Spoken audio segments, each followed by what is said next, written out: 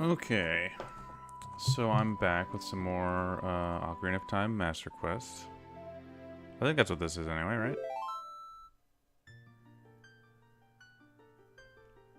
At least I hope it's the right version, right?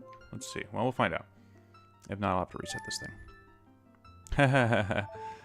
It is wrong. Okay. Nice.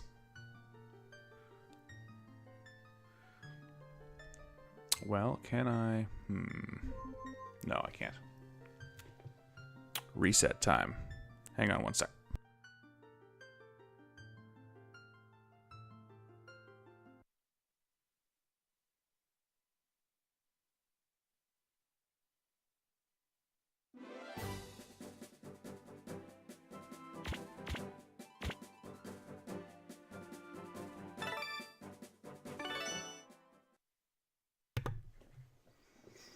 Okay, that should be better.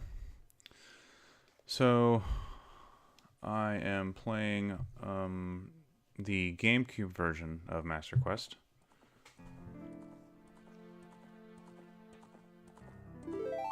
There we go. That's more like it.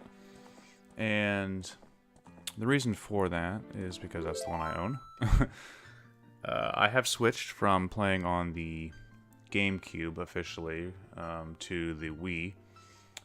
Mostly because I was not really happy with the way that the GameCube's video was being output and interpreted by my capture card. There was a kind of a weird offsetting of the like the way the black bars border the screen was like off-centered and kind of strange, and so plus the best I can get out of the GameCube is S-Video versus component for the Wii. So hopefully this will be a little higher video quality. It appears to be so far to me, but we'll see. I also realized that I was outputting, or I was streaming at a pretty absurdly high bitrate last time, which is probably why I was having so many issues with drop frames. So far, it appears to be much more stable. So hopefully that issue's been corrected. So yeah. Let's go ahead and make our way back through Jabu Jabu's belly here. Okay, so I need to equip the Deku shield if I have it. Yep, I do. Awesome. Really?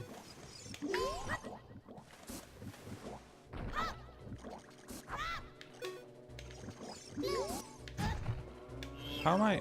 Oh, that's right. Wrong button.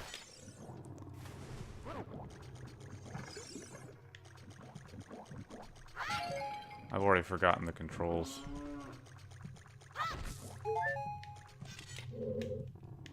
I was expecting the left shoulder button to be the shield, not the right.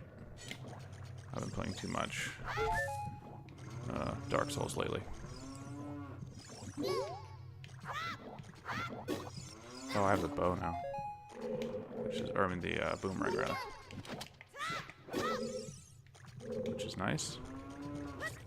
Can't remember if this does anything. I think that drops the chest, which I've already gotten. So yeah, so far the frame rate's looking a lot better, which is nice.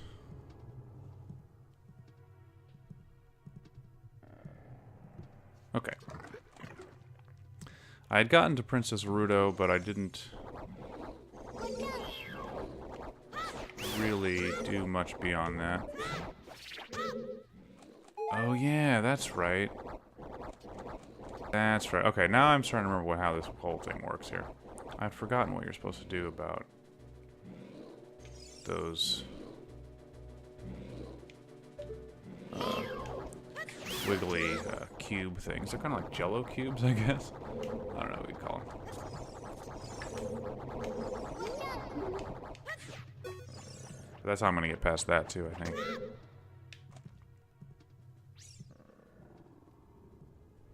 Okay, I already went down here. I don't know where Princess Ruto is. Maybe she's through that door. Probably, because I think she drops down. Whatever.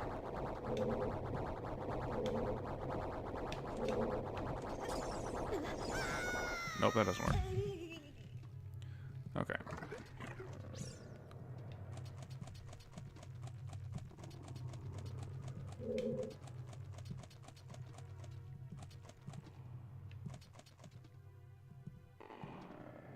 Okay, I need to move that. Have I done this before as well? Yeah, I have. Okay.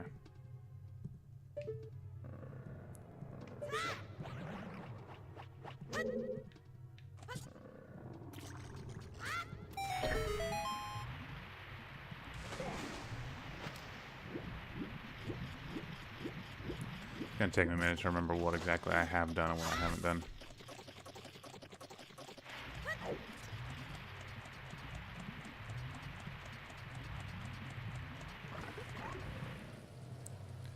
Okay, so there's Rudo. I need to... First of all, take care of those guys. I think I need to put her down on that platform down there.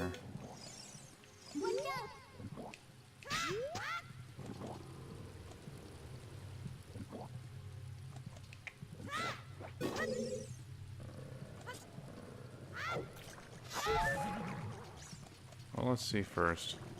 Yeah, because I need to go...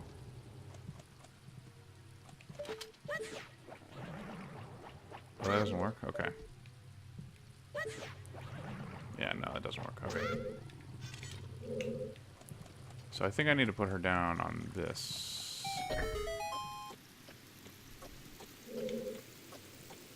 Oh, no, I need to put it on that. That's what I need to do.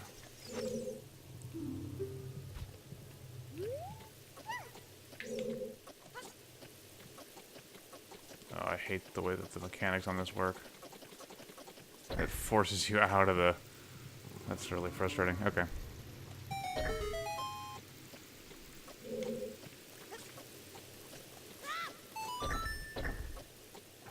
See, yeah. I do wish that this was a little better implemented. It's like really... Okay. It's kind of finicky. Just kind of annoying, I think. Didn't I just come through here, though? I feel like I did. Yes, I totally did. So that doesn't really help me much, does it?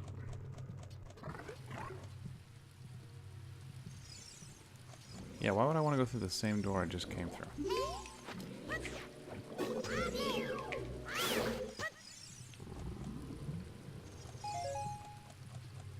Like, what good does that do me?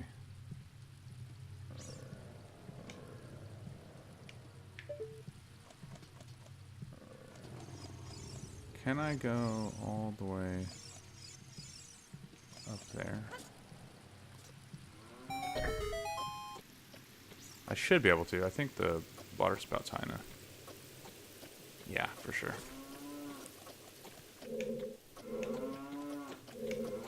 Can I not lock on to these guys?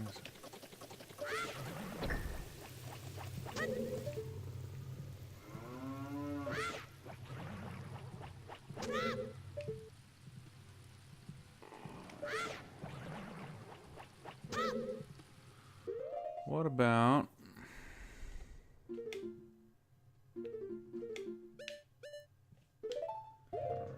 What about this?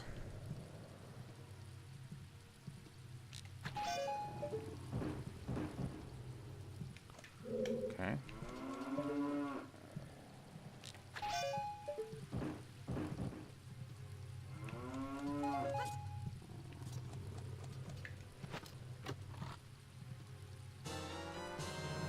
Nice. That's helpful. I think.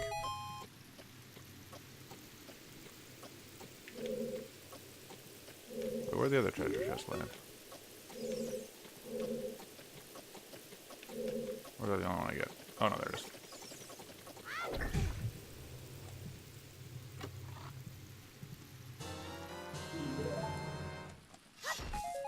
Okay, so I need to figure out what the heck to do. I must go back where I was. I think so, because I can cross over that area with those wiggly things because I can hit them with the boomerang now, which I should have done when I first started.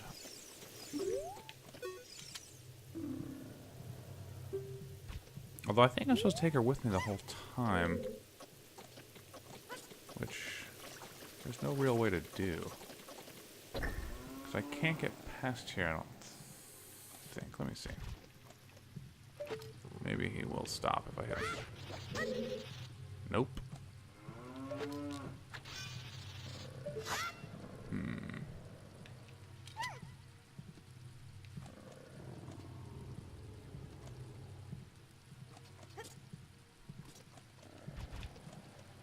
And I know this guy doesn't.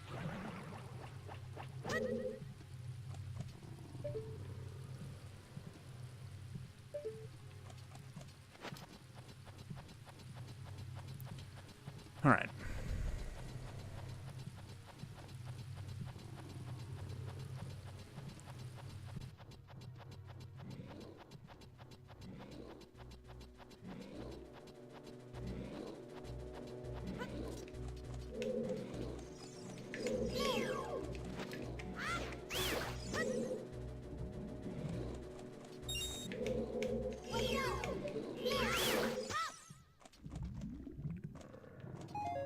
Okay. Well, let's use the map to our advantage here, I guess. Oh, that just takes me here? Okay, so I've got to get Rudo.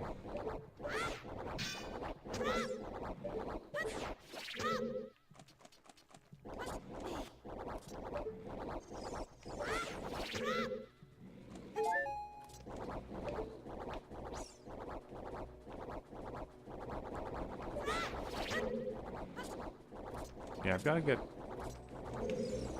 Well, I've got to get over there, for one. He kind of came out of nowhere.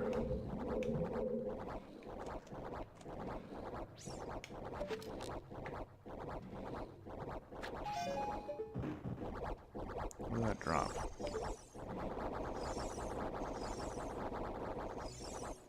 Over there. Oh, okay. I think I know where that is, actually, now.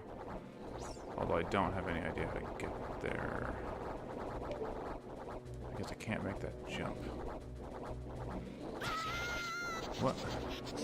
Did he respawn or? Oh no, I wasn't able to get you before. Okay, well.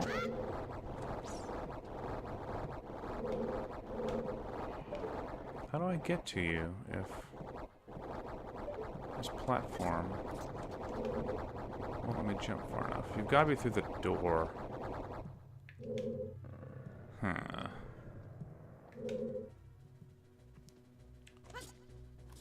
I feel like this should be a very straightforward puzzle, and I'm just not remembering how it works.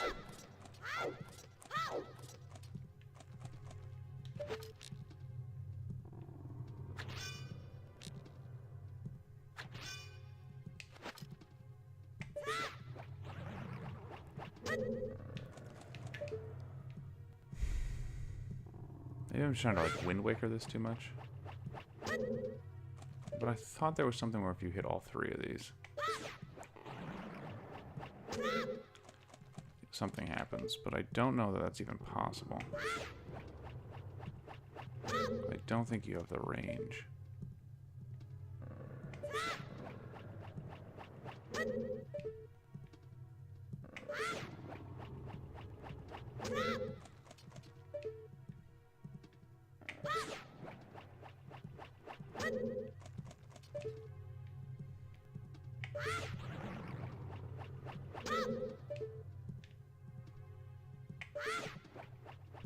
Yeah.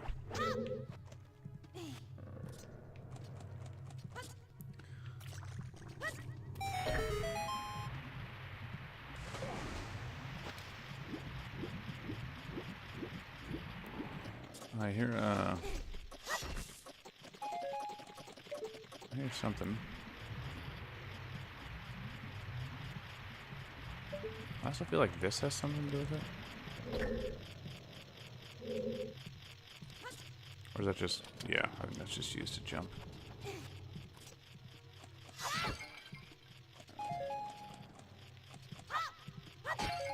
I'm not sure. It does seem kind of conspicuous. But I'm not big enough to move it, so... At least I don't think I am. Am I? Or did I move it here in the first place? Yeah, I can't grab it. I didn't think so. Okay.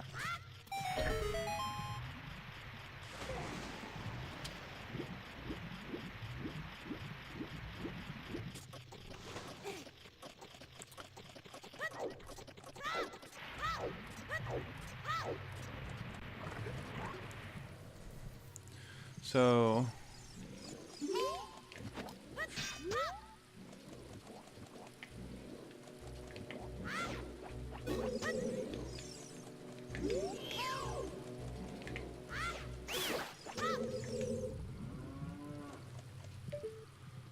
Okay, so the question is, how do I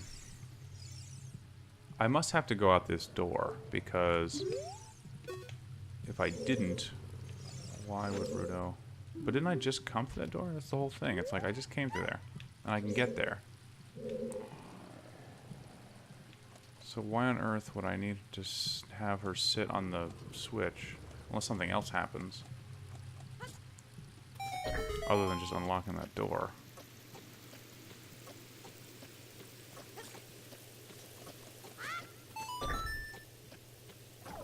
That's the only thing they show, though. But why would I need to go through that door? I can get through it a different way just as easily. Makes no sense.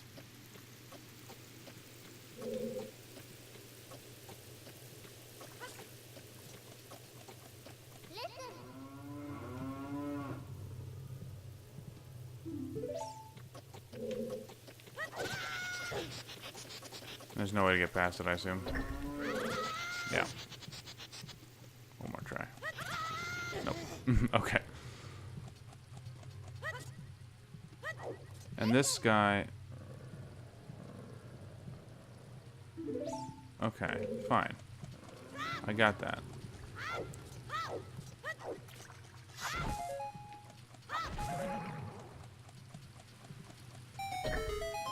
So I've got to figure... Okay, so I must have to go up and kill something above them in order to get them to stop being there, right? That would make the most sense. But why the heck?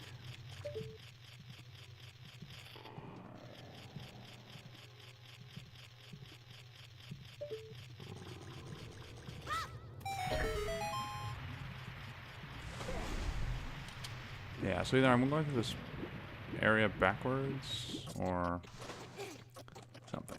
So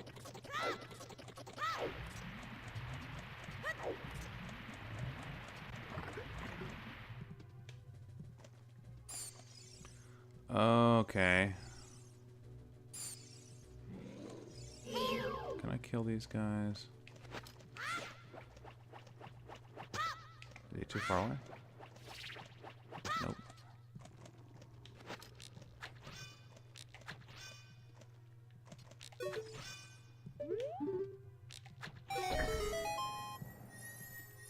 Okay, this should hopefully help me.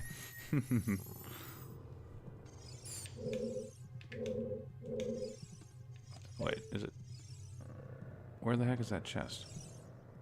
I don't like how they just, like, zoom into where the chest is without giving you any kind of idea where it is in relation to everything else.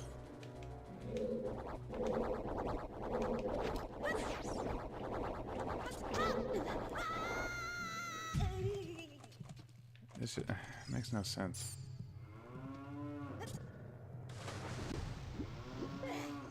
Okay, I can dive. Okay, cool. That makes sense.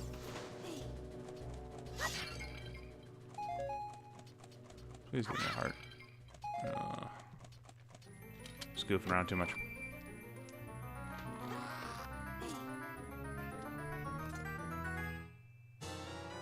Okay, so I have the compass. That sort of helps me.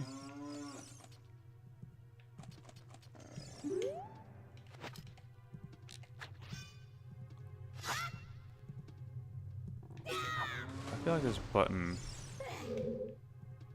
definitely should do something.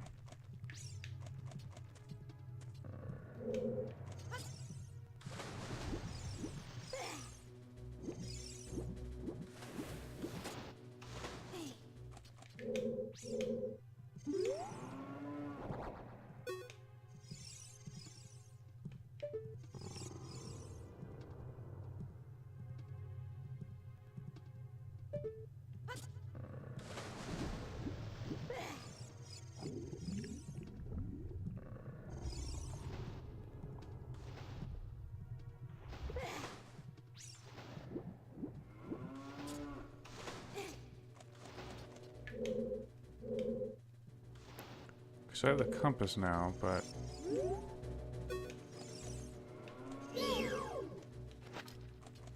does that actually help me right now?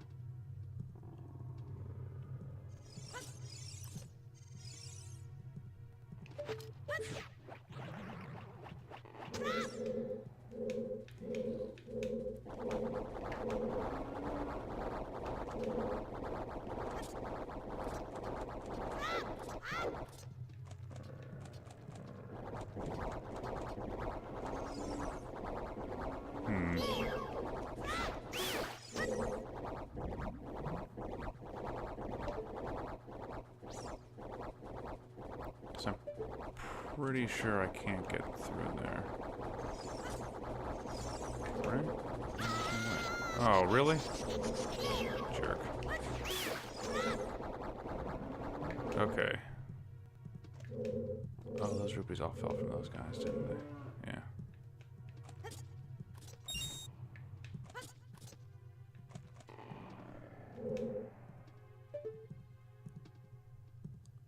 Hey, Tidarium, it's going pretty well. How are you?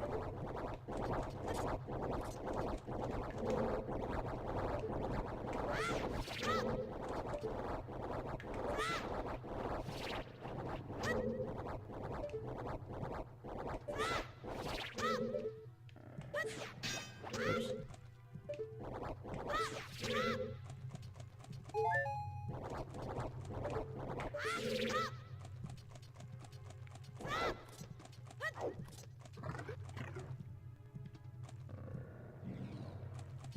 Yeah, coffee's always necessary. I had some myself.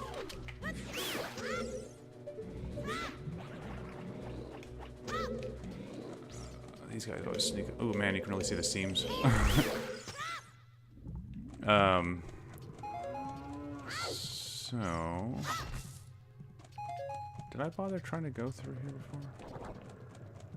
I don't think I did.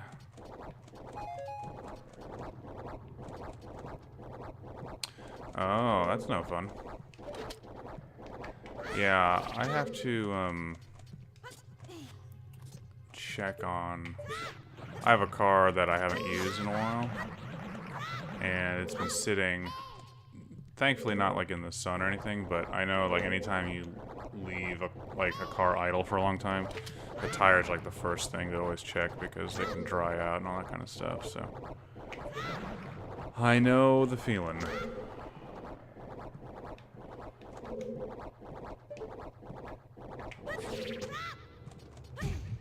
Oops.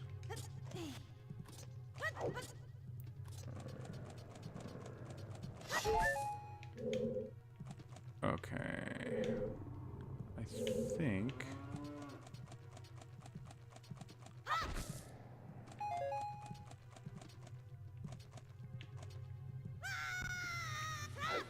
Okay. So... I'm still not sure what I'm supposed to be doing here because I can't get through... No, those are all the holes. Okay.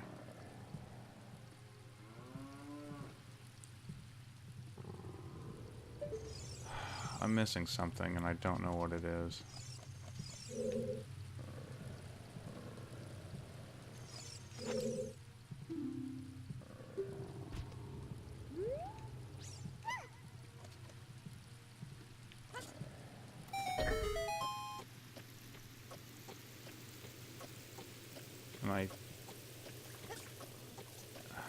I don't think it's related to the chest because I have the compass and map, and I don't think...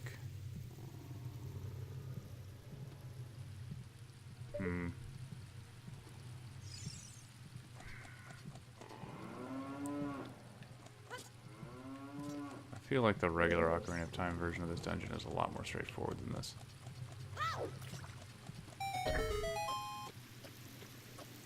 Yeah, so you shooting the cows drops those treasure chests, which I already used. And they only give you stuff. They're not really all that helpful. So what you're supposed to do, I think, or the only thing you can do as far as I'm aware, is use Rudo to keep... Unless I can... Is there something else I can use? Because you have to press this switch, and then it unlocks the door. But as soon as you step off of it, it locks again. So you're supposed to use Rudo to keep it unlocked.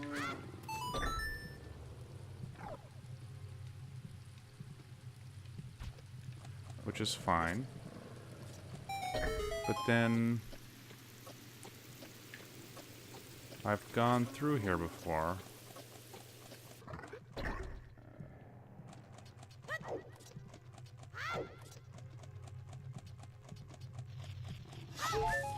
Done all this. Got the chest that was up there. And then there's a room with the elevating platform, which then you shoot the cow underneath the water to get the compass, which I got.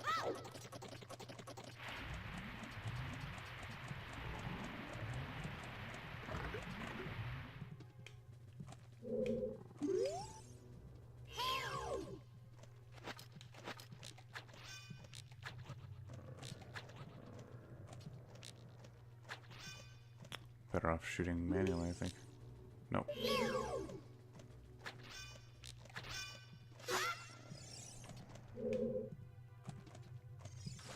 Oops.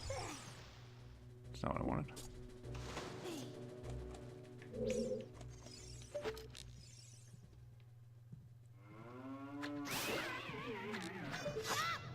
Okay. Yeah, the main tentacle. That's what I thought too, but I'm trying to figure out how do I get there because... up there, but I don't know how to do that. Unless I can climb on these guys. Oops.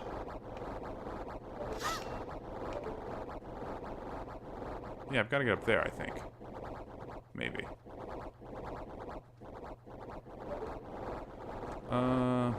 Well... Okay, so there's 4 ways out of this room. 1, 2, 3, I assume. And 4.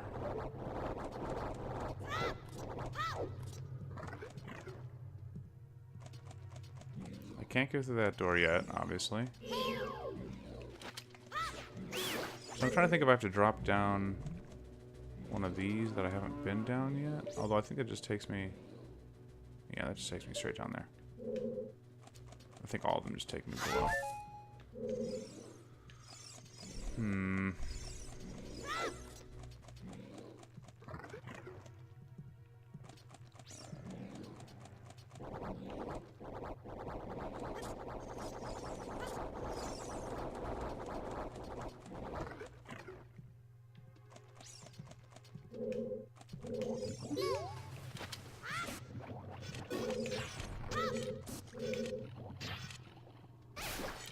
Yeah, so I'm just not seeing how you get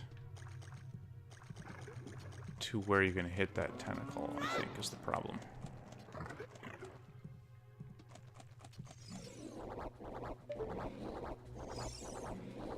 Unless you can hit...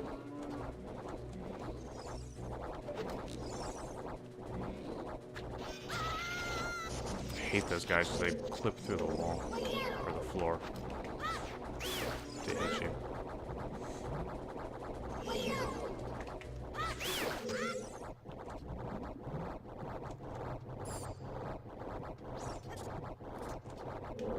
if I could make that jump, it'd be one thing, but I think I just have to kill... Okay, so I think I do know... I think I do know where you're supposed to kill them, but I don't know how to kill them is the problem. It's these things, right? Because there's 3 of them.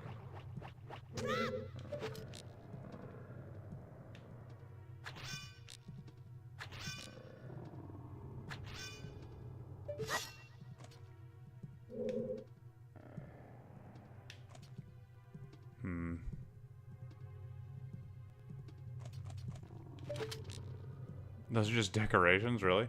They're very conspicuous, which is why I assume that they have something to do with the thing. So I don't know what the heck I'm supposed to do.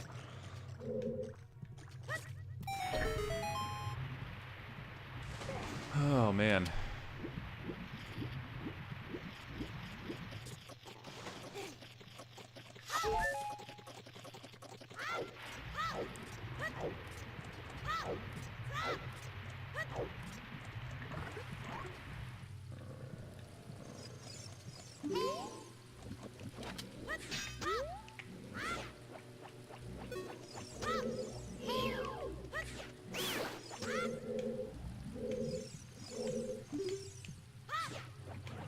That's not what I meant to do.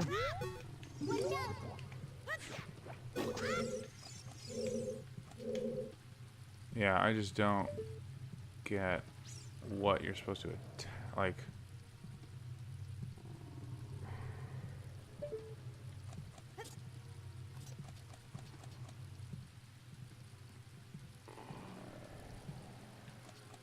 Using the vines? Yeah, I don't know. The only other vines I know of are where you get the map, the treasure chest there. Unless I can go...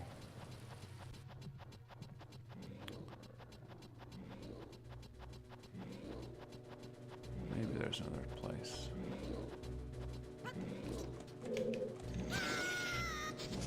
Camera, come on. Help me out here.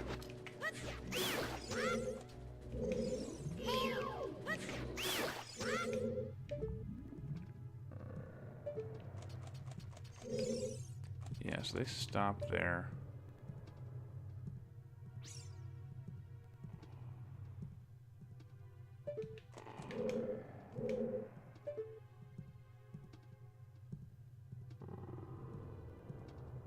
Yeah, vines would make sense.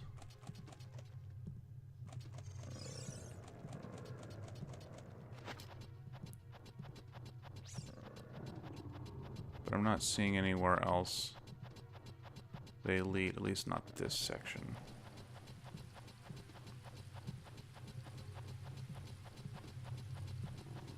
So let me see if...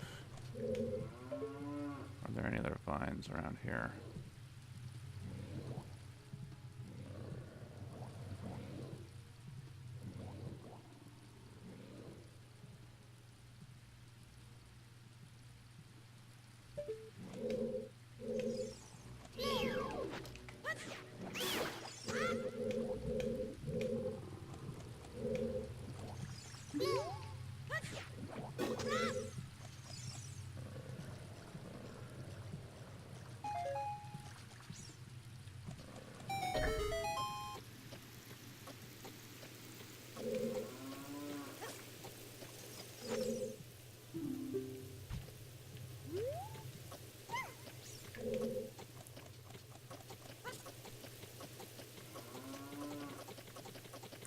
I also hate that you can't jump into that and have it actually, like, let you run across, because it forces you back out from the center, which is kind of... Not sure why it works that way. But it really makes doing this... There we go. See, that'll work. You have to have just enough height.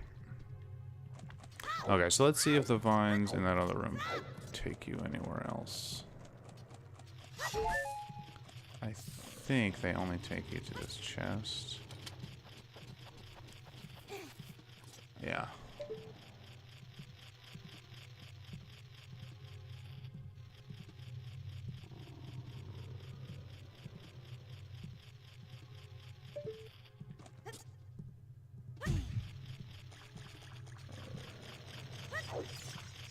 And then this thing seems weirdly placed too. I don't really know why that's there, other than...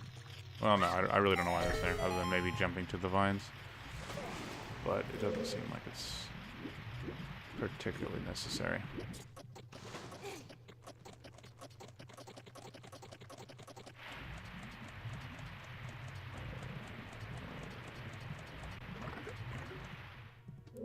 Okay, so it's got to be in this room where I have to do something that I'm not doing. I think. This is the only room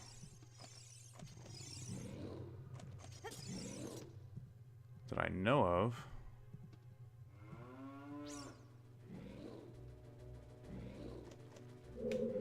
I thought I shot that cow already, but maybe I didn't.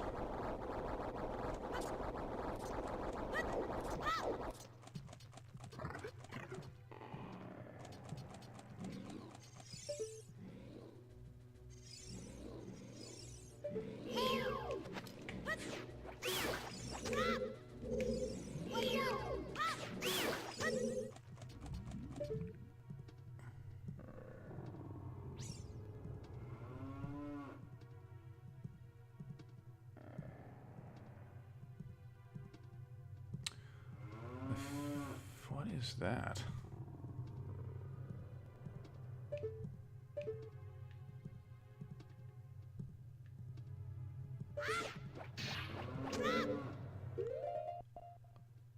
I wonder if I need... Oh, yeah, I forgot about these.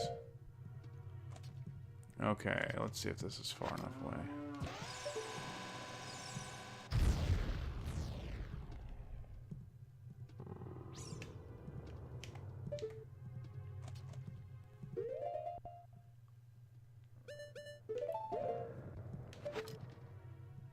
There we go. Oops. There we go. Okay, now we're talking.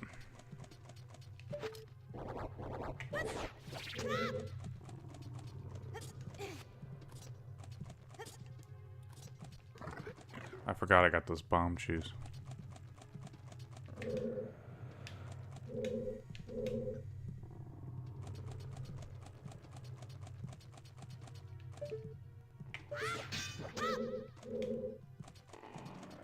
Yeah.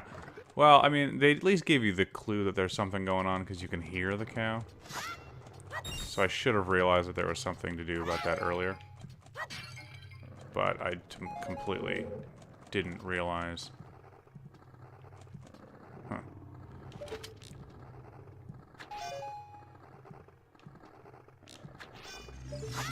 Oh. Not cool.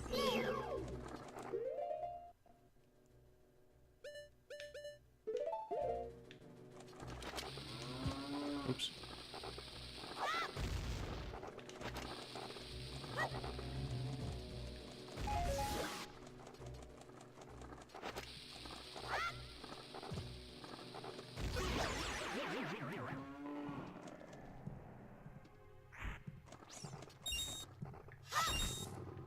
Not helpful.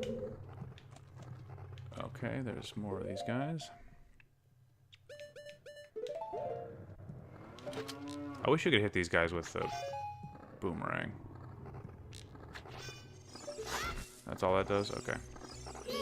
Oh, I might be able to hit these guys with the boomerang. Yep. Oh, but I can't actually... Well, that kind of defeats the purpose of that then, doesn't it?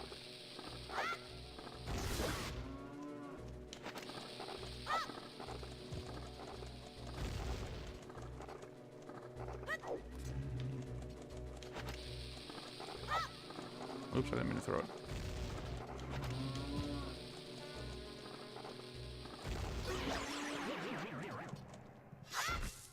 Okay, so I presume I have to light this. Oh, okay, I did have to just kill him. Cool. Easy enough.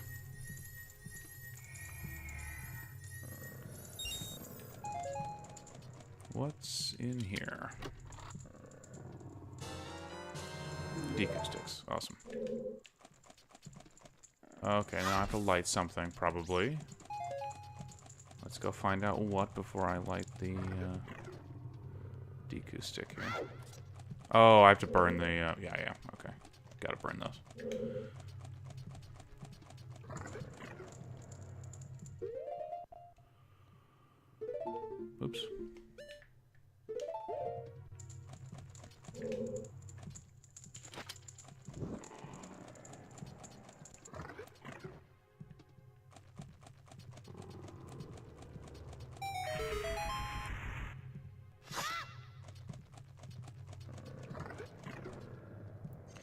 Now we're talking.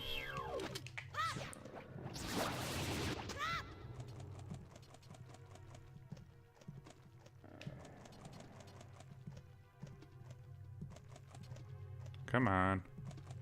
I have to do something.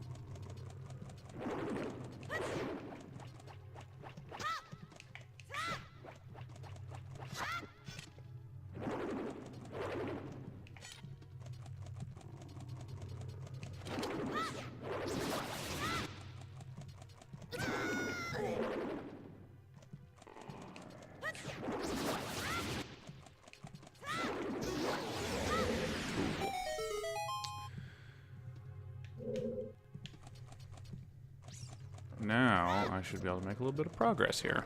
Of course, I'll try to kill all of them if I can, or as many as I can, while I'm here. Okay, I was already in here, I think. Yep.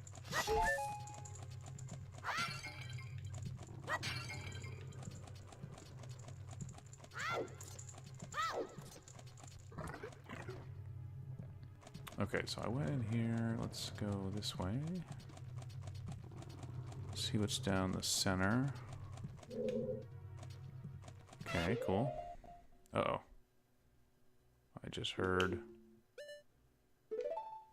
Lizardman.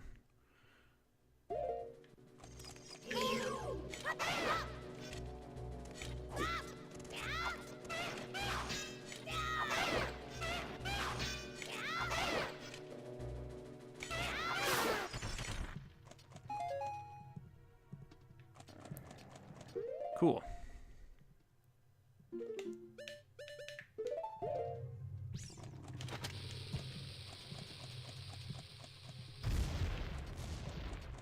Okay, now I need Rudo for this, obviously. Cool. Oh yeah, it's the easiest way to do it. The lizard guys aren't that tough, but oh, can I just use this? But I do like that you can just duck, and then your Hylian shield will cover you.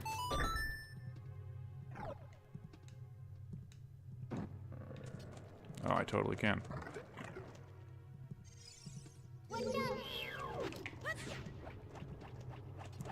These fights are cool in concept. I do think that the lock-on part makes it a little hard to see what you're doing because of the way the camera's positioned. But it's not too bad, obviously.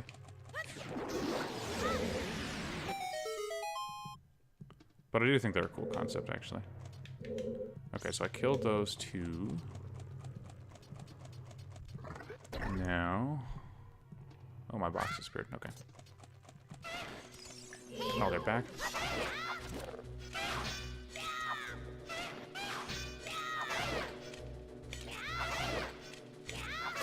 Yeah, see, if they stay kind of distant from you... Why do they give you... Oh, that's funny. That's a weird black hole there I was in.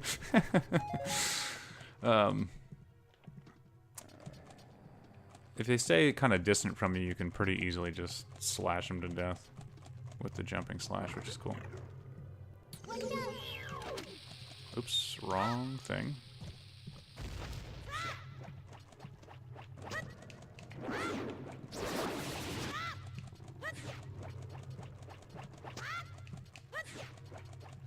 No, this one's trickier.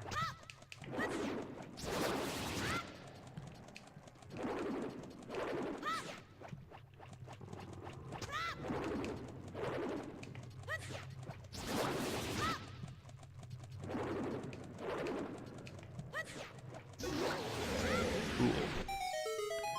Now I should be able to make some actual progress.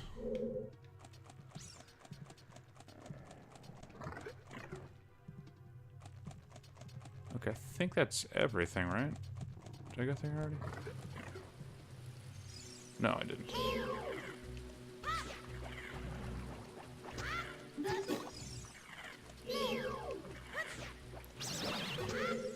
Oh, I can kill him like that. Cool.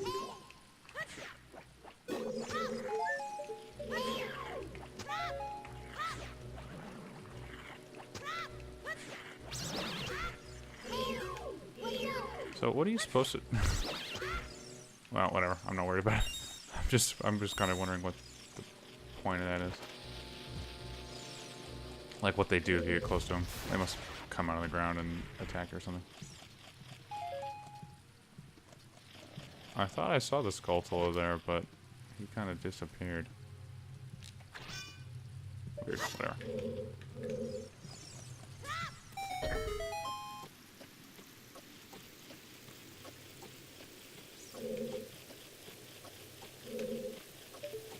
Oh.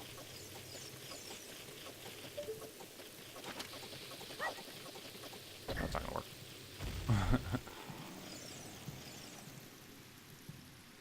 Yeah, I just bought Samus Returns, actually. So, the guy I do my podcast with, we're thinking of doing kind of a big Metroid 2, I don't know, not review, but like looking at all the various versions, because you know it had the original Metroid 2 on Game Boy, and then there was the fan Metroid 2 remake, which was what am I looking at here? Which is apparently very good. I've only played a little bit of it. And so we kind of wanted to just take a look at all three versions, and then I've seen a little bit of the new one from Nintendo, of course. Oops.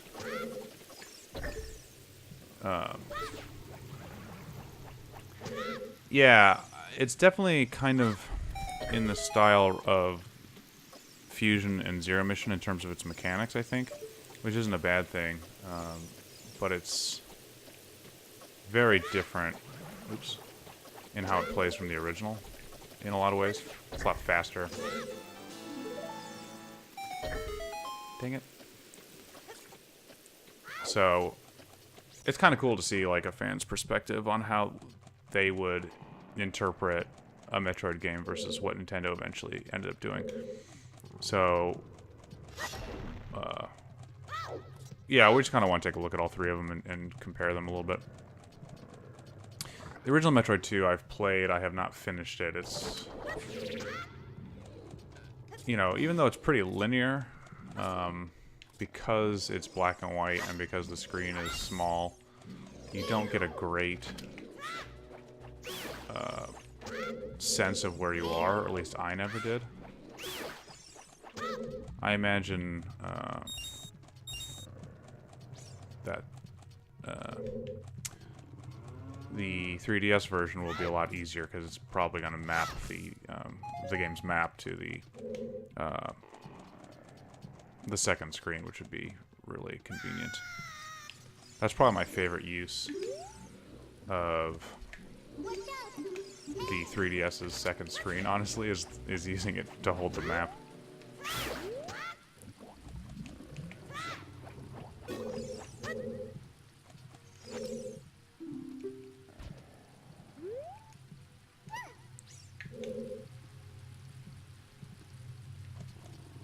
None of the maps I've found for Metroid 2 Game Boy have been very helpful to me for whatever reason. Oh, wait.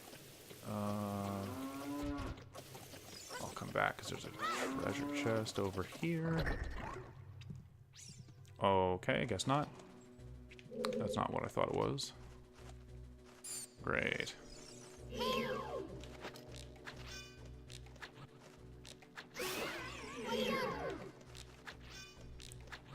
I would like to complete the Game Boy version just to do it. I don't think it's a particularly long game, so it shouldn't be that much of a challenge.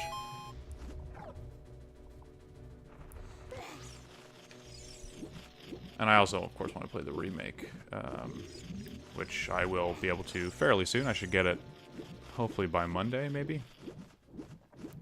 And I'll start digging into that. I really wish I had a way to capture the video from a 3DS, because that would be fun to actually stream, but unfortunately... What is hitting me? Weird. But unfortunately, the cost of modding 3DSs. A little more than I'm willing to do. Plus, I know that you take some considerable risk in modding it.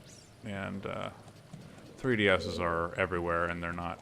You can get one that's not too expensive, of course, but I don't know. I just feel like it's not worth the risk. At least not right now.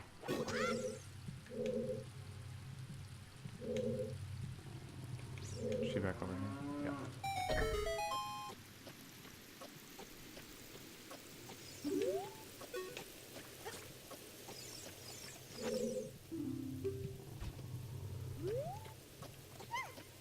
I don't know if I have to go in that room or not, but...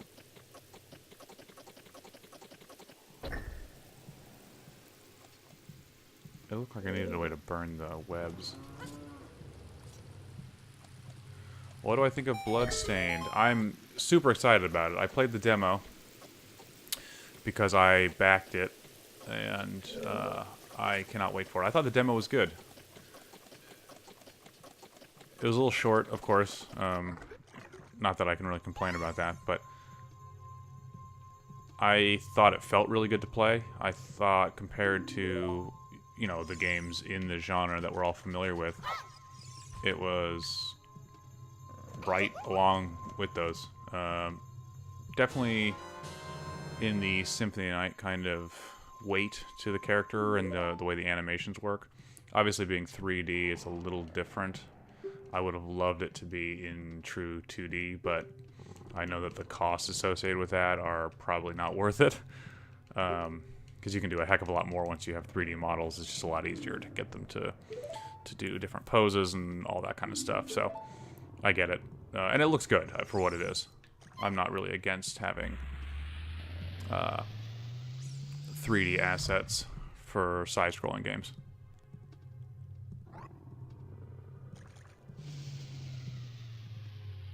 Soul capturing, is that in regard to like the DS Castlevania games? Because I don't have that much. I have to bomb this guy, don't I? I don't have that much experience with those games, to be honest. He moves really fast, actually.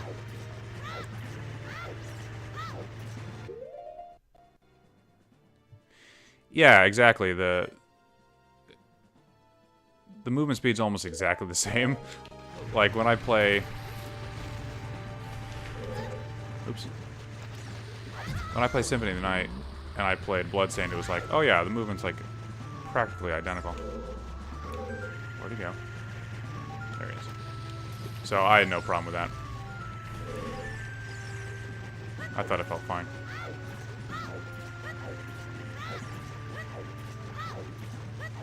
I do imagine they're going to add quite a bit more polish to it, because like the animations for the boss of the demo was like kind of... They were okay, but they weren't great.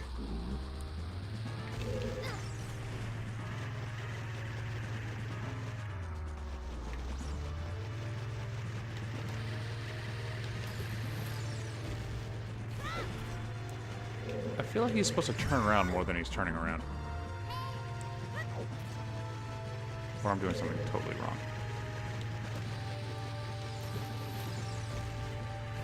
Although I don't know what else I would do.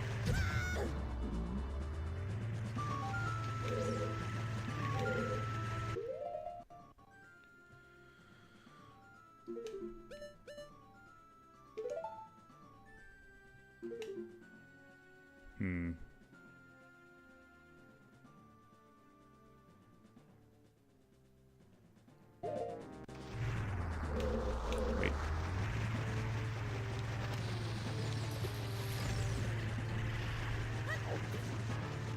What happens if you don't have enough bombs for this guy? I must be doing something wrong. This is my conclusion.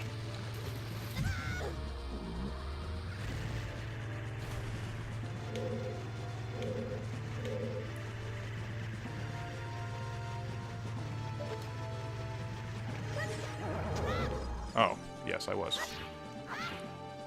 And then what? Bomb it? Oh, of course. Shoot.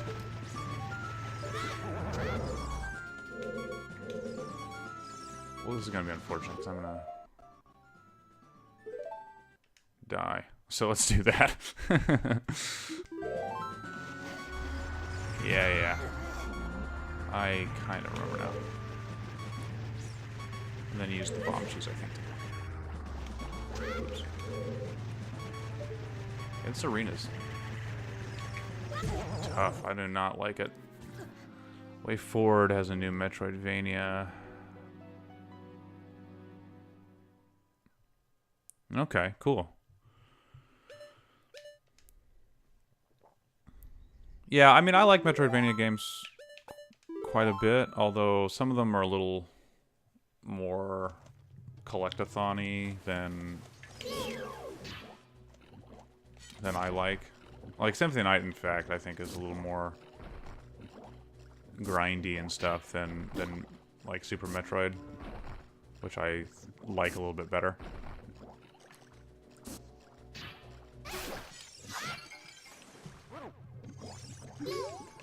But it's still a great game, I mean. I have no real legitimate complaints about it other than it's just not my preferred style compared to Metroids, which are a little more compact in their design. There's less extraneous stuff.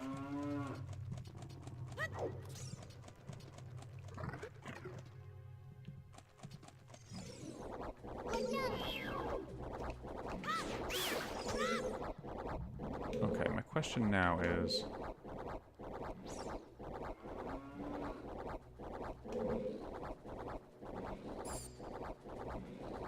No, I have not done any kind of analysis or anything of Super Metroid. It's a game that there's a lot of information about, and I think it's been talked about to such an extent that I don't know that I would have anything particularly worthwhile to add.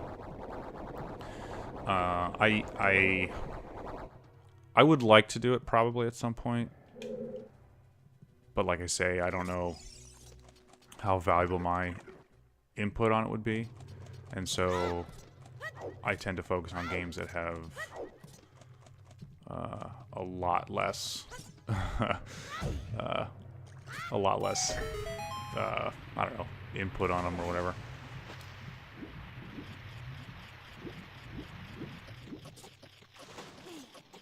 That's not always the case, of course. Like, I've written about Dark Souls, and I've written about some other pretty popular games. So, it's certainly not out of the realm of possibility. Just for now, it hasn't been something I've really thought about doing much.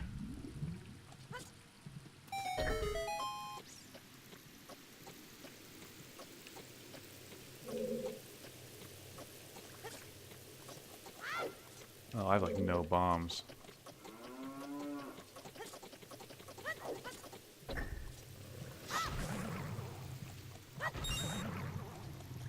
Do I need bombs to kill him? I feel like it's the easiest way. I think you're supposed to use the bomb shoes to go around the arena and then hit him in the back.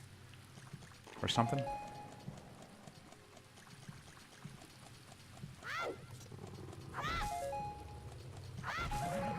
Yeah, that doesn't really help me much.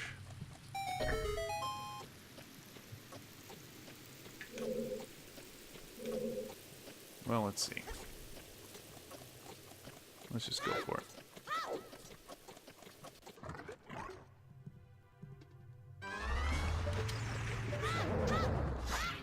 Looks like I can run around him. Nope.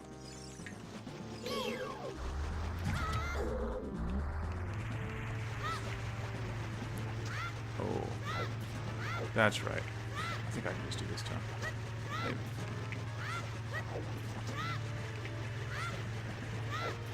If I can...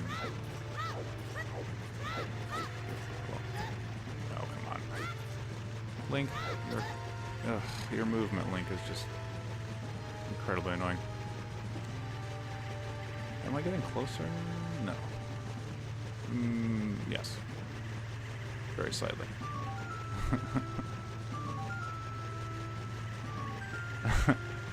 Somehow I don't think this is what you're supposed to do.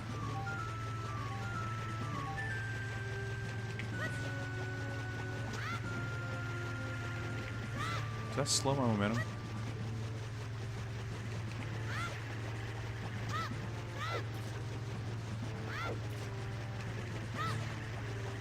He seems to like always stay like just a certain distance from you.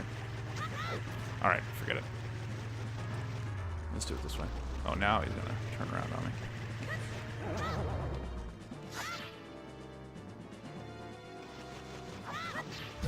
Oh, that's right, he doesn't always turn back around. Okay, Navi, what do you have to say? Attack from behind. Thank you. That's extremely helpful.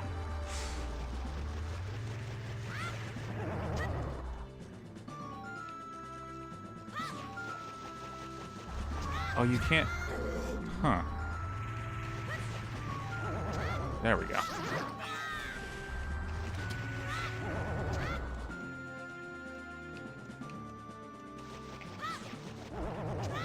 Okay.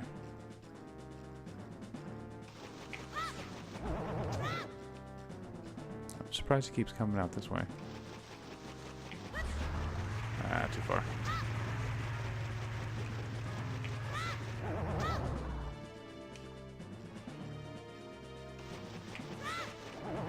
Nice.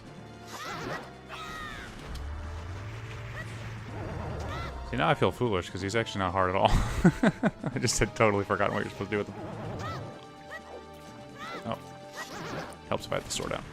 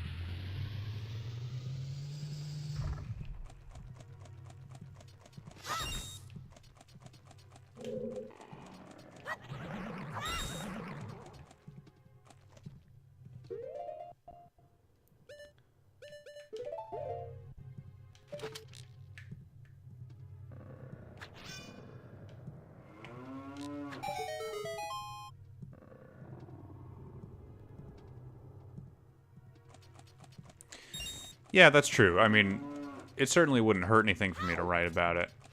And at some point I probably will.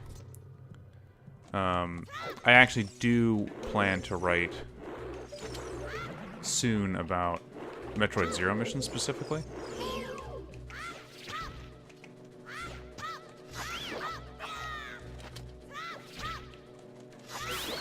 In which case I'll probably include some information about Super Metroid, I would think, just because there's a very clear line between the original Metroid, Super Metroid, and then the desire to go back and remake Metroid kind of in the style of Super Metroid. And I think Nintendo kind of botched I think they kind of botched Zero Mission in a lot of ways. My favorite 2D is Super Metroid, which is not unique or anything like that, but I just don't think that they have ever beaten it in terms of its compactness of design, and just the way everything, all the mechanics kind of work together, I think is about as good as it could be done.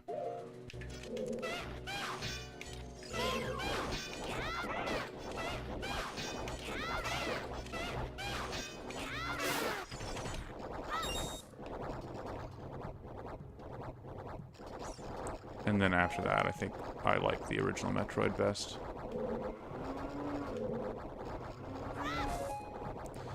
So Zero Mission, I think the problem with it is that mostly it's the platform. It's on the Game Boy Advance, which has a really small screen, and the whole point of Metroid's design was that you're in a very cavernous, open place where you have to navigate around and try to figure out where you're going. And Zero Mission kind of completely changes the entire point of the game to being getting from point A to point B. Like, yeah, you'd have to do a little bit of exploring, but your screen size is focused down so small that you're really looking at a very small portion of the map at any given time, and you're not really thinking so much about where you are in relation to everything else. It's just kind of like, okay, let me look at the map for a second, and then let me look at where the glowing point is that I have to find, and then let's just kind of worm my way through it to get there. And I think that's just not at all what Metroid was originally about. And so if you're going to remake a game, I think you should try to well, I feel like the point should be to recapture what the original was doing, only improve on the places where it was not as effective. So, like, if Metroid had a map, like, if the original Metroid had a map, I don't think there would have been any desire by Nintendo to make Zero Mission, because the only major flaw that game has, in my mind, is that there's no map.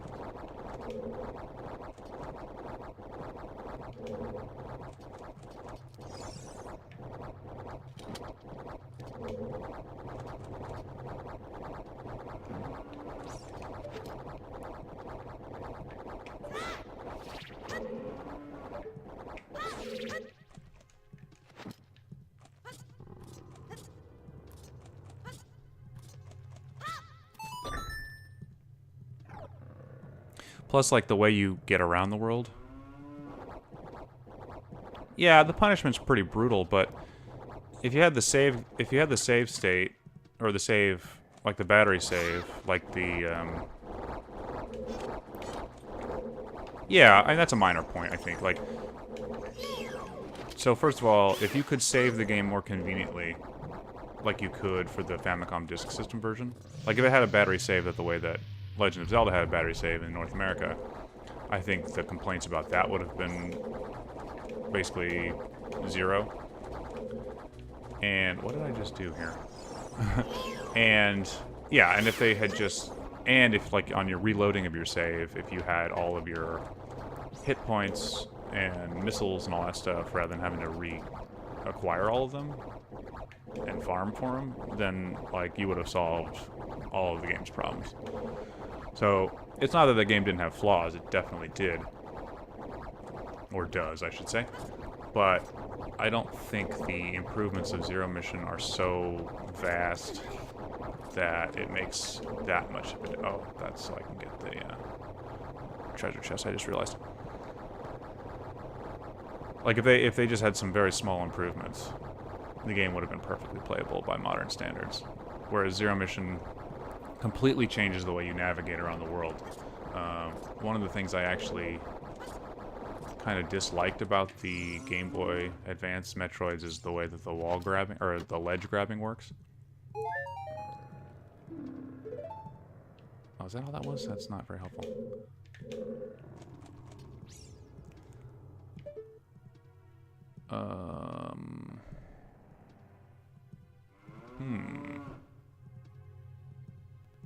Where am I going now?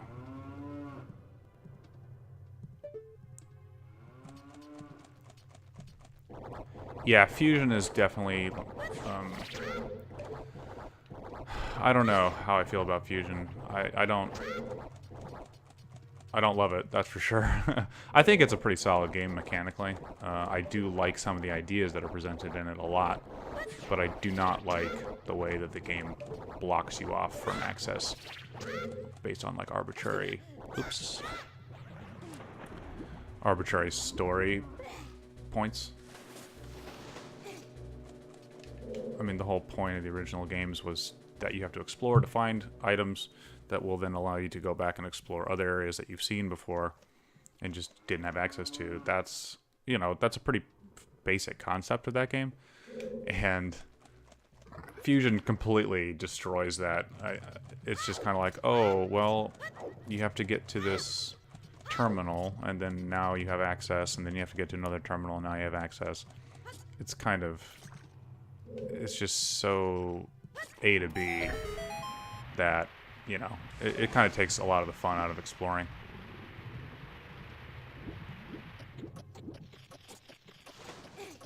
Plus, you have the whole issue of the platform. Like, the Game Boy Advance was not a great platform in a lot of ways. Like, musically, it's really not good.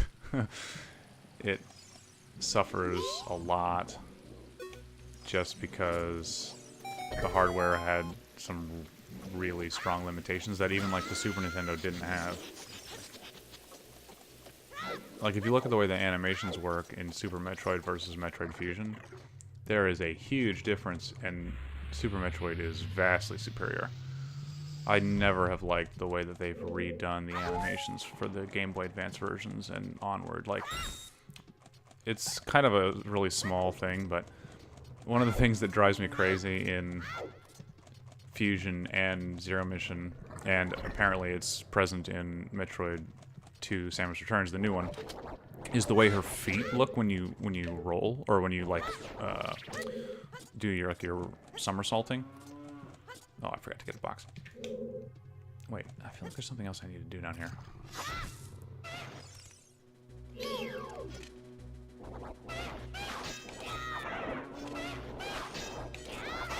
In the GBA games, her feet kind of, like, stick out in a weird way. And, like, the sound effect is kind of weird and kind of distracting. Whereas in Super Metroid, like, her animation is a lot smoother looking. Like, she's tucking her legs into somersault versus just having her feet stick out weirdly. I don't know. It's a stupid kind of small thing, but it just always drove me crazy in those games.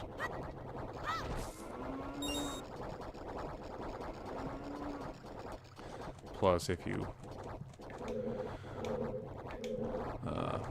go into, like, how the stories were told between the games too, like, that's a whole different area where I don't really get too upset about, because I don't really care about the Metroid stories that much, but the shift in focus on storytelling in some of the other games was a real detriment to it. I just think, like, Sakamoto's ability to tell stories is not particularly good, and so I don't really care. Okay, are there no boxes left? What's going on here?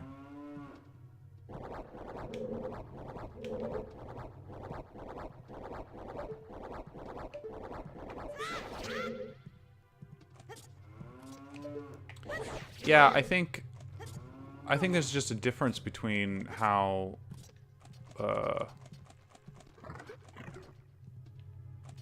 Igarashi viewed game development versus how Nintendo does.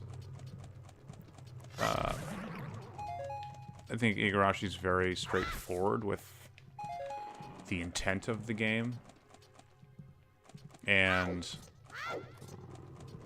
the only like handheld Metroidvania game I've played is Order of Ecclesia, which is really good. I think it has some cool stuff in it. There's no... I don't know how to explain it that well, just like riffing, but there's a level of kind of awareness of the absurdity of the game that the Castlevania games have that Nintendo's games do not have, or at least the Metroid games don't have.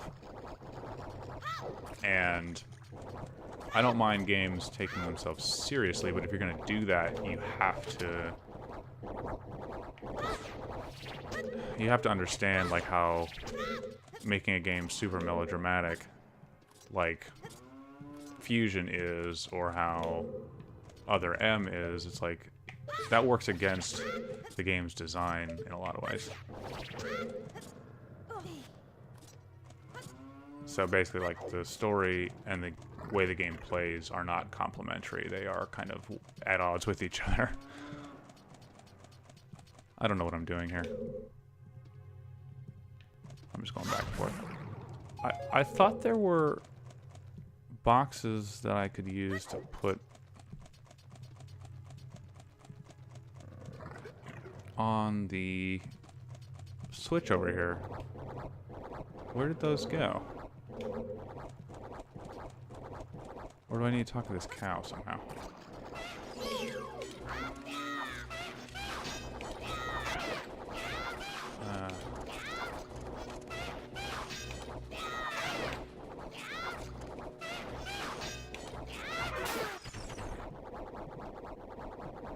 Oh, yeah, that probably is true.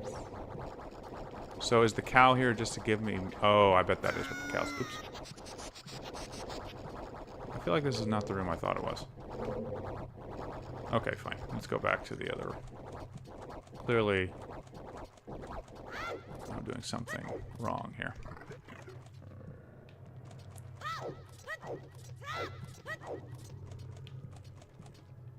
I guess I could look at the map, but...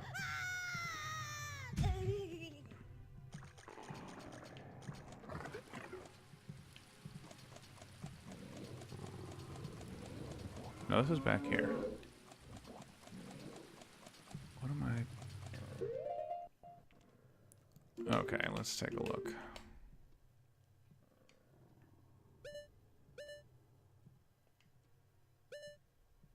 Yeah, okay. So I need to go up there. Got it.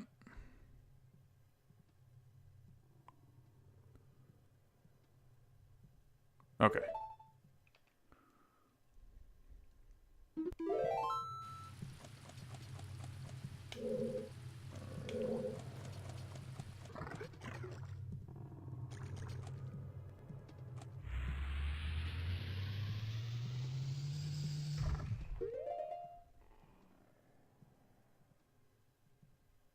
Yeah, okay, so I need to go...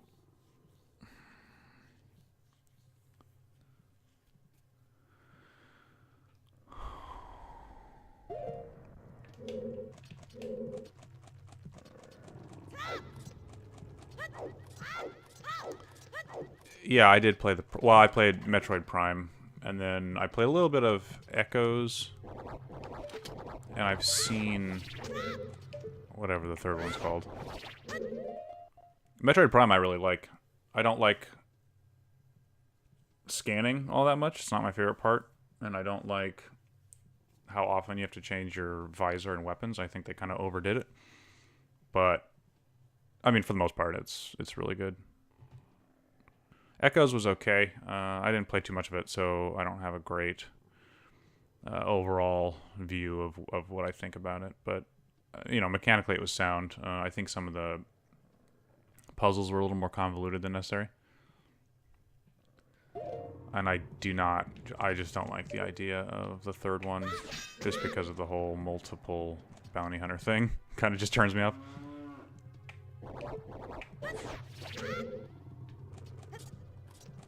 Yeah, the backtracking's kind of excessive, I guess.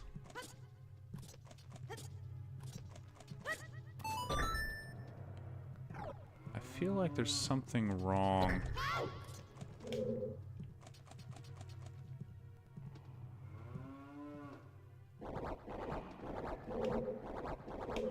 Okay. I feel like something happened to the game where...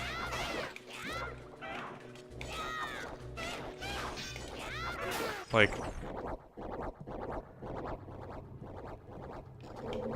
Well, my question is, where did the cow go? Wasn't it, like, right here before? Or are you talking about the one hanging? Yeah, maybe that's... Wait, there we go. Maybe I have to hit it again, yeah. Nope, that's pretty useless. Unless I'm misremembering. Oh, so... How did I miss... See, these, like, just disappeared last time. So weird. Okay.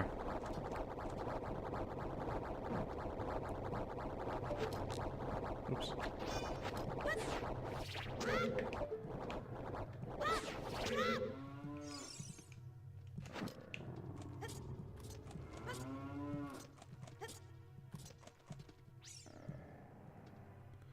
I guess hitting the cow dropped him there. That's really weird. I don't remember that being the case before, but I guess it is. Okay, now... Let's see where I am here. Yeah, so I need to go straight... yeah, straight across. But...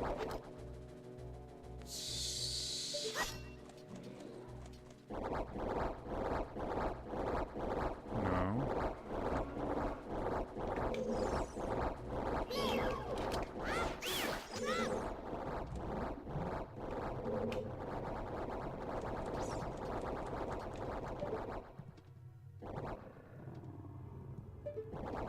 It's showing me going straight across, I think,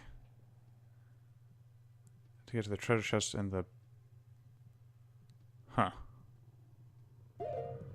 So that would be there, right? Did I just miss this? It appears I did.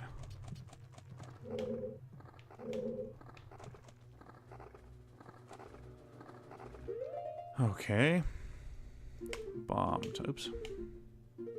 Oh, I don't have bombs. Sure.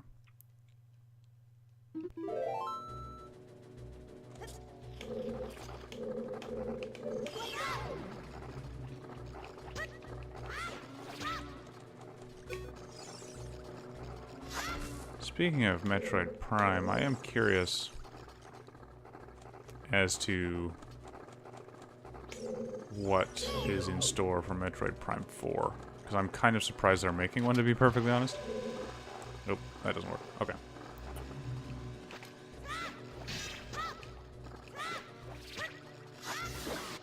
Oh, you can't hit him like that. I thought... Okay, whatever.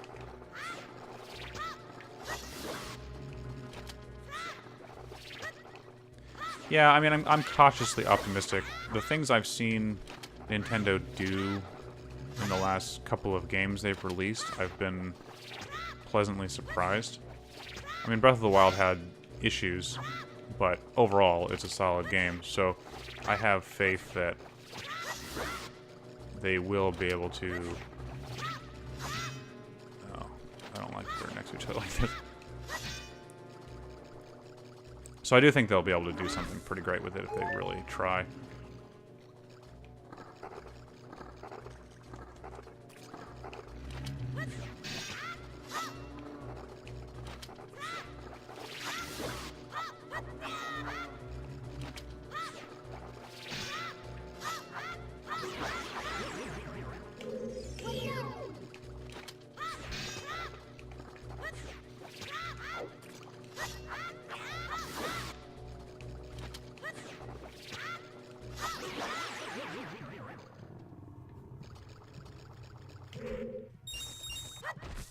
Apparently, in Samus Returns, they've kind of foregone the story as well. It's pretty much back to the presentation that they had used in their early Metroid games. So if they stick with that philosophy, I think they'll be fine. I also hope they don't overdo the I just hope they don't overdo the scanning, because it gets really tedious and it's kind of pointless most of the time. I feel like there are better ways to convey information to players without having to force them to scan stuff. I guess you don't have to scan everything. It just seems to take so long to do it that I'm just kind of like, okay, I get it.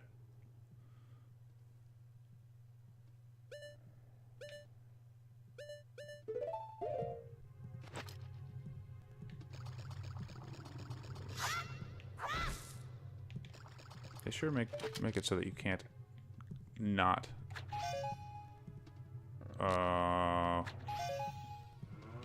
Did you just drop a fairy?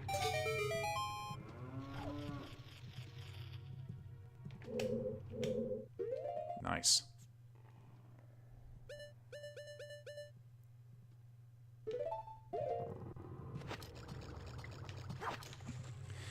It's a fine line, I think. And I don't know how they could have solved the problem of lore being told in that game, because, well, I mean, one solution would be to do,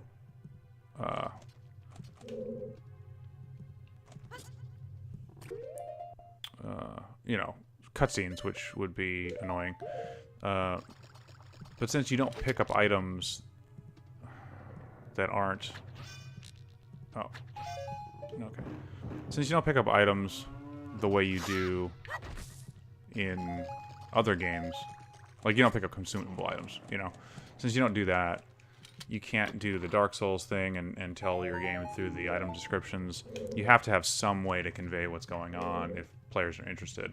And Yeah, scanning was an okay way to do that. I think they just kind of went overboard on using it for puzzle solving. That's kind of more my problem with it than it is the scanning itself. Because, I mean, if it was just lore stuff, you could just skip it and it wouldn't, you know, that'd be fine. But since you have to, like, scan stuff to solve a bunch of puzzles, you assume that everything that you're scanning is necessary. So it's kind of an inelegant solution, I think. It's a little cumbersome.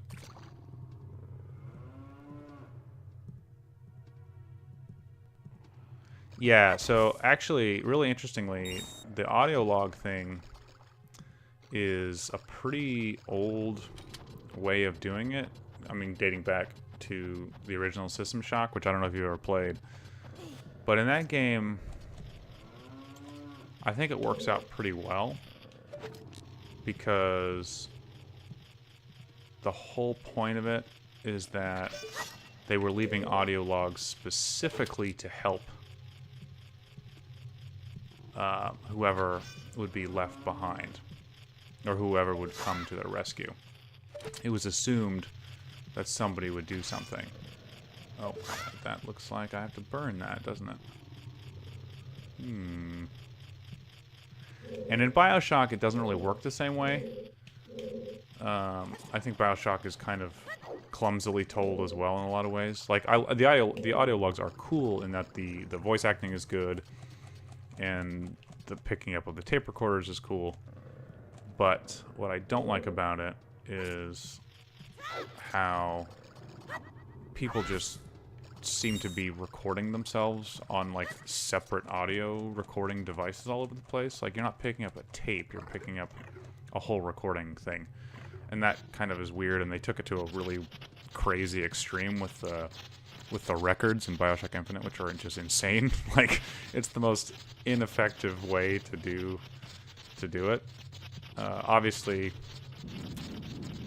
it's more of a game mechanic than it is a representative story thing. The reason you use audio logs is because they're faster to convey information than having somebody read something. But they also, like, just don't make a lot of sense.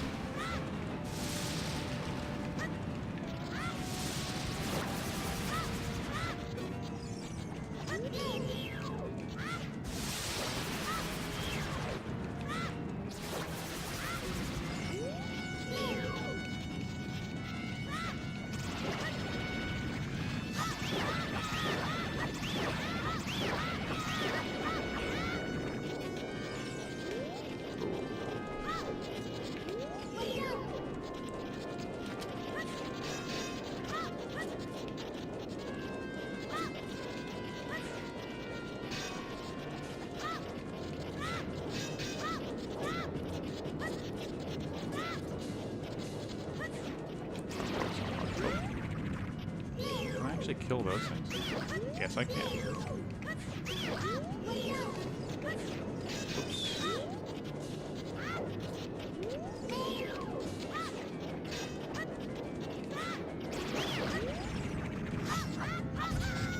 Okay, that still hurts me.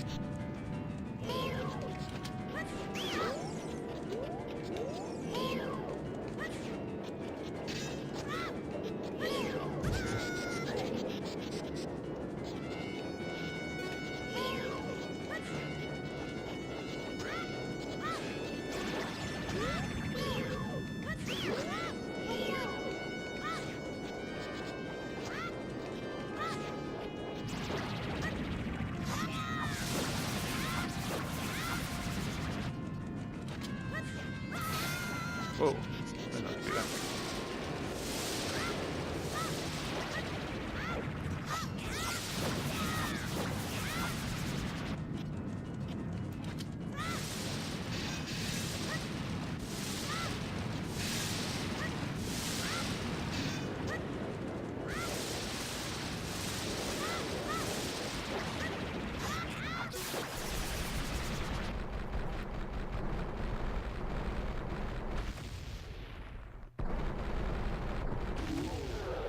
Yeah, Gone Home is interesting. I haven't played it for quite a while, so I don't remember exactly how it works. I kind of remember being like, you go through, you find something, and then you kind of get some exposition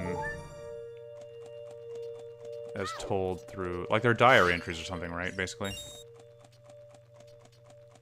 And that being told through the character's voice is totally fine, because you would imagine the way they would sound reading something written by somebody. So that's fine. If it's just items that you find, and then you somehow magically get some, like, exposition, then I'm not sure how well that ties into the mechanics of the game necessarily, I guess, but or the realism of it. But I had no problem with that game. I mean, it's just one of those things where the whole point is to walk around and find things to discover what's happened. There's really nothing else to worry about.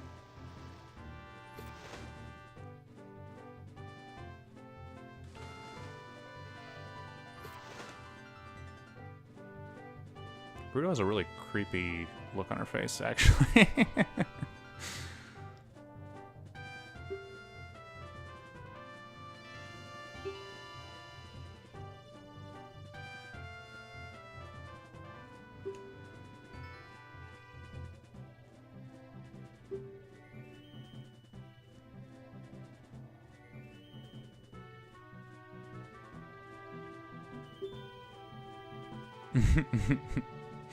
I would say, like, aggressively into you. It's really... I didn't realize how predatory her face kind of looks. It's kind of funny.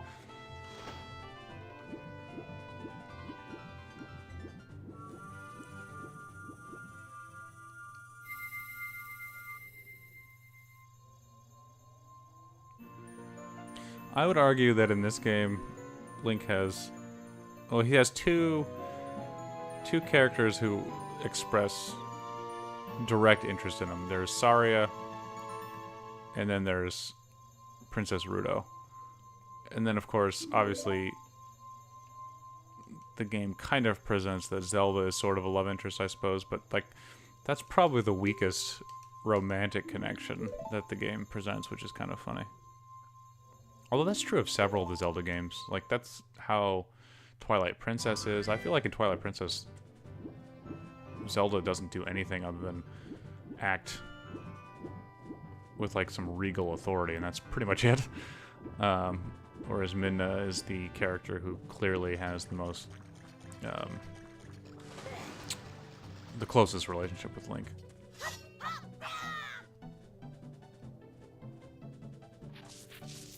As far as I know, Zelda 2 is the only expressly presented romantic thing. Like, there's clearly an implied kiss at the end of that game.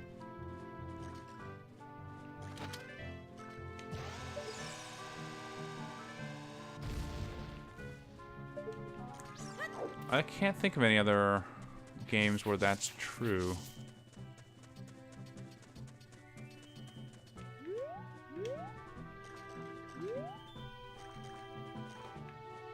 I don't remember about Wind Waker.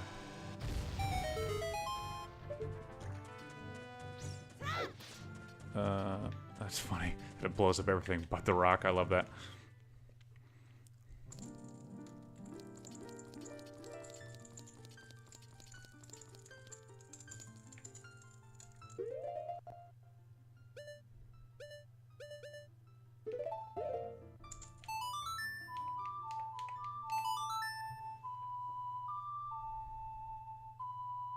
And I don't know anything about, like, Spirit Tracks or anything in terms of its story, so I couldn't say there.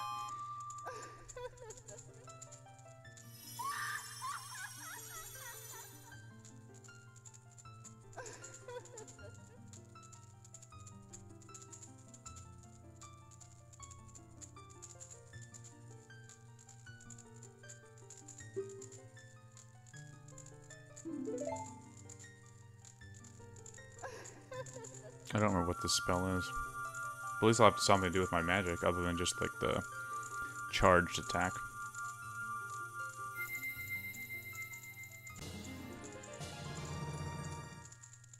Oh, Farore's Wind. I have no idea what this is supposed to be used for. Oh, okay. That's right. Yeah. I forgot this was in the game.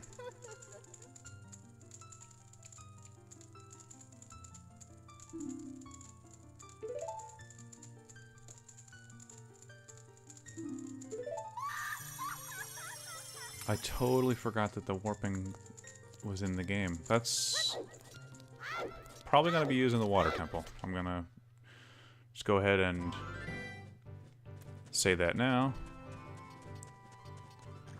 as I am not looking forward to the water temple in this game.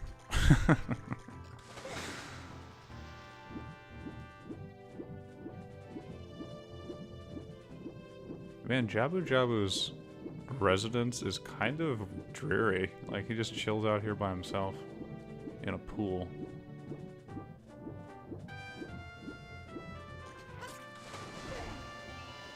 Nope, that's not the way to go. Yeah, that's probably why I didn't use it as well. It kind of reminds me of the saving mechanic in Majora's Mask, although not quite as complicated as that. But I'll probably use it this time if I remember to, which I won't guarantee I'll remember to do that, but hopefully I will, because, man, going back and forth in the water temple in the original is bad enough. I don't know if they improved it in this version, or if it's just more complicated.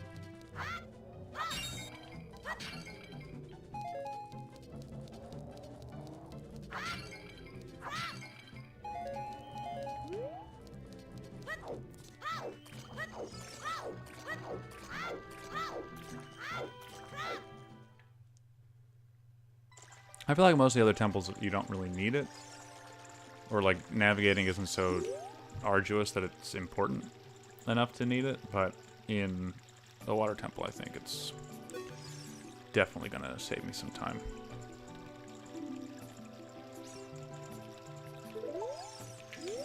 Okay. Wait, I actually have it, right?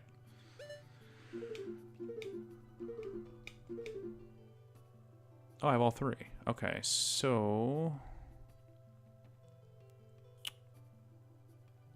something tells me I need to go to the Temple of Time? That's definitely Adult Link time, I'm pretty sure about that.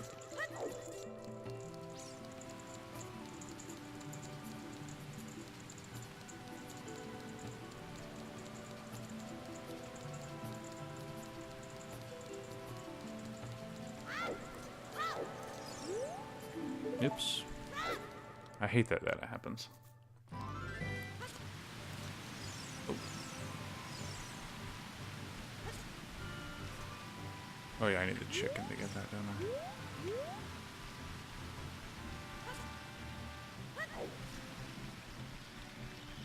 don't I? Oh man. If I had to go through puberty in one day like that, that would have been crazy. Like, how could you possibly come to grips with being an adult? Well, for all intents and purposes, an adult. In, like, seconds.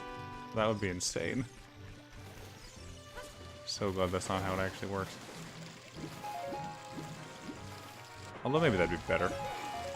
I don't know.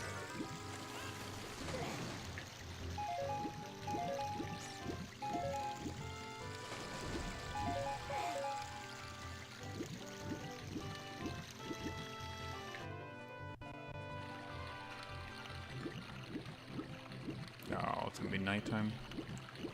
Ooh.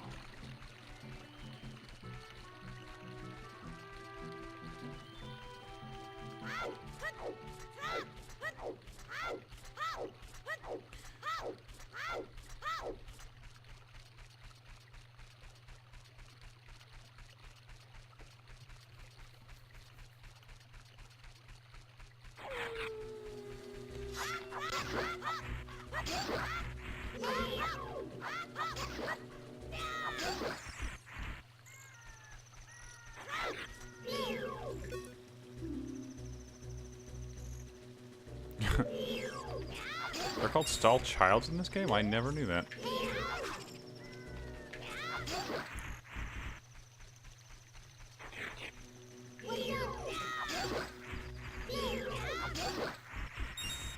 Do stealthos exist in this game, right?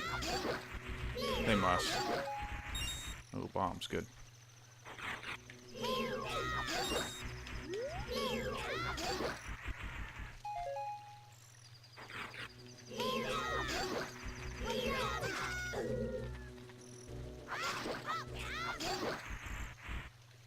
Come on, Day. Anytime now. Yeah, I thought so. The idea of these being children is actually kind of creepy.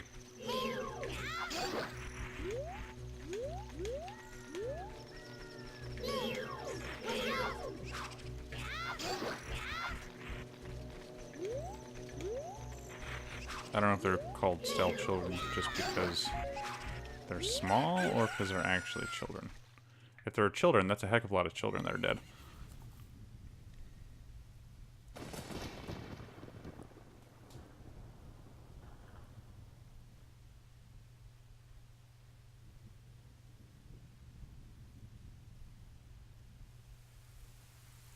I guess that's true. There's a lot of like weird, dark story elements to the Zelda games that they don't really provide a ton of details on, but if you like really stop to think about it, you're just like, oh, that's like really awful.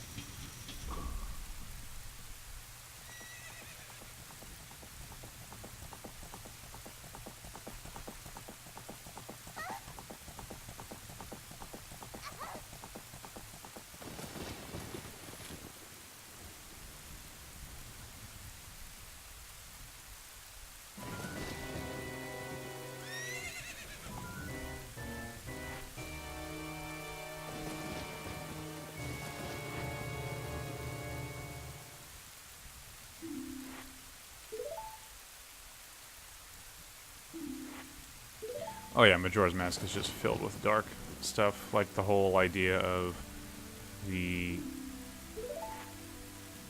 Well, the fact that you, like, take over the persona of a dead Goron is, like, really creepy.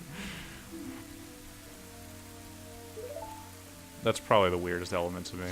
They're just, like, masquerading as Darmani. And everyone's like, oh yeah, Darmani, you're back. But you don't really look anything like him, which is kind of weird. I don't know.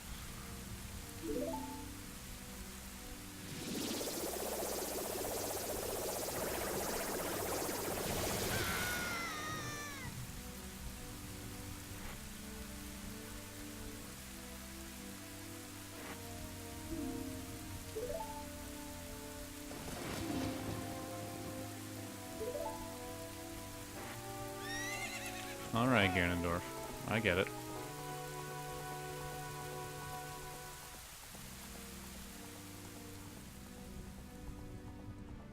You know, it makes me think, like, as the player, you really should have realized that Sheik is Zelda, because the last time you see Zelda is right now, where Impa escapes with her, and Impa is a Sheikah, so, like, who else would Sheik be? I guess. Of course, when you're, you know, let's see, 1998, I would have been 11, so yeah. Like, clearly I wasn't thinking about those kinds of things particularly carefully at 11. But looking back, it's like, yeah, of course. That wasn't much of a reveal.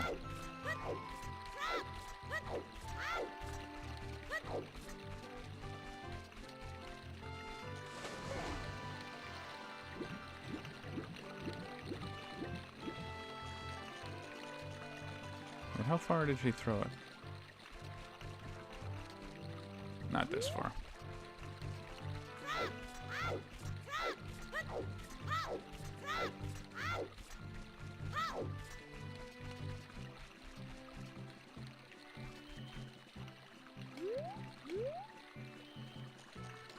How is it?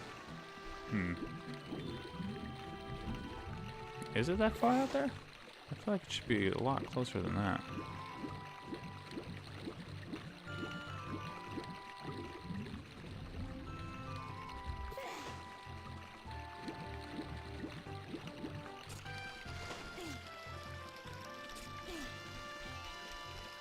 Okay, let's take a look here. That's a heck of a throw. If you exit from out there...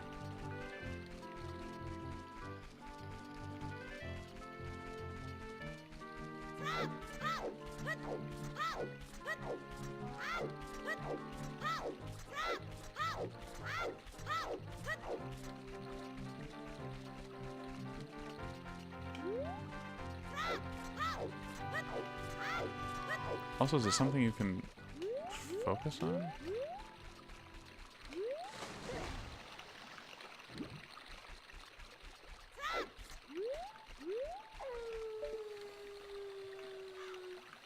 Well, in the dark, it's going to be a lot harder to see, of course.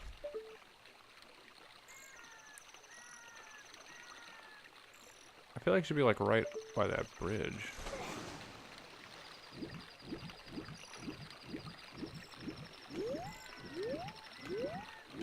Right?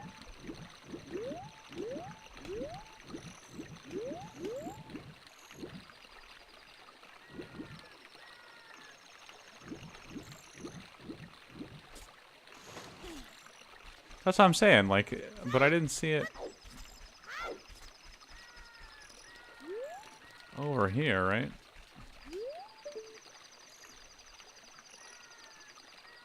Should have paid more attention in the cutscene.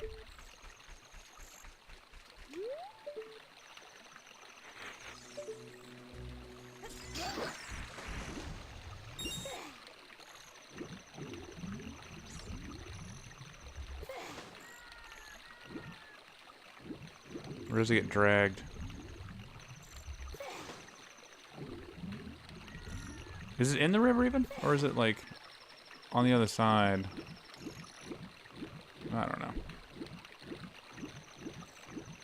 don't know. Yeah, I was gonna say it must get pulled through here, right? And then kind of a little bit of a leap in. Oh, the moat, of course, the moat. Oh yeah, there it is. I forgot the moat even existed. Of course.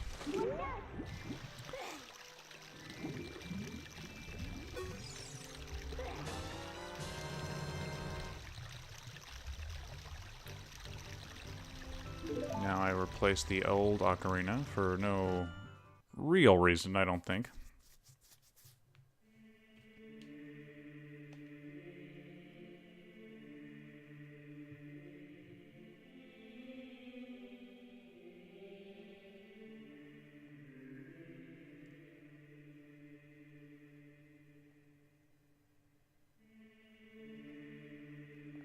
Ah, yes.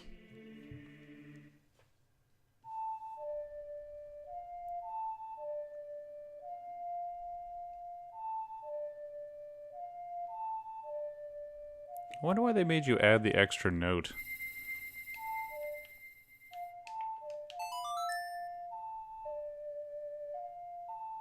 Like, you could have just ended it there.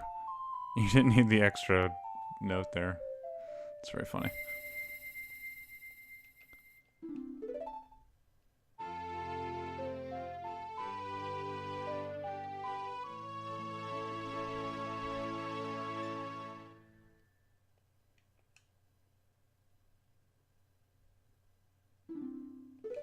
Yeah, it's a little cruel on Link's part to be like, oh, I don't need your Ocarina anymore. Sorry, I forget that. Because I don't think you even have it in your inventory, right? It just completely disappears? Yeah. That's pretty messed up.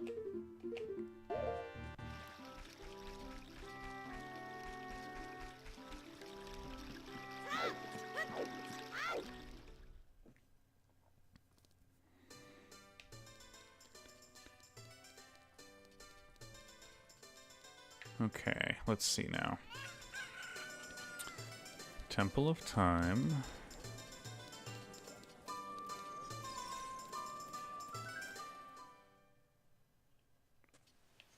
I tried taking the mask to the soldier, and it did not work. Which makes me wonder if I have to do it as an adult. I don't know why that popped in my head all of a sudden, but it did.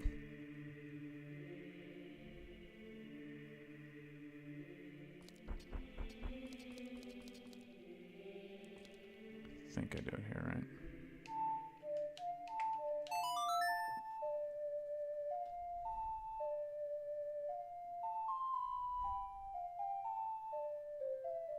Nope. Yeah, he just has like no interest in anybody, it seems like. He's just kind of like, alright, cool.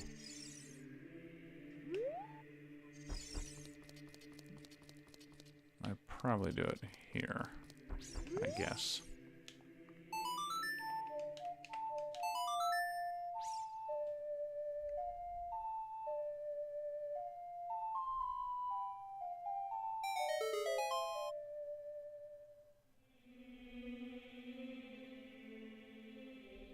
Man, I remember when I heard the Temple of Time song, I thought it was so cool for some reason when I was a kid.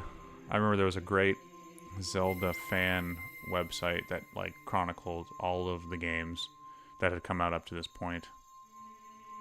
And like it had like some MIDI versions of the music, you know? Oh man, it was a lot of fun to go and read up on all the games. Back when fan sites were kind of the lifeblood of video game culture on the internet.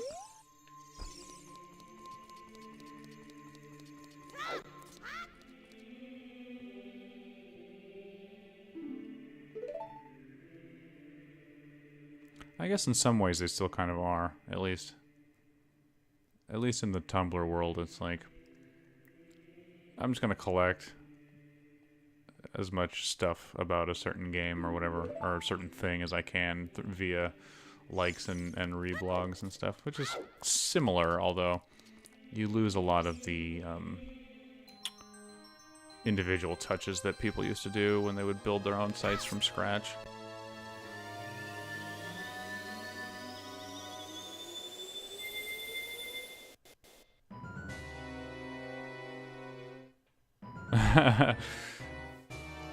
Yeah. Actually, how do you... I haven't seen a run of this game in a long time. Is the clip pretty easy, or is it just... Or does it take some actual effort?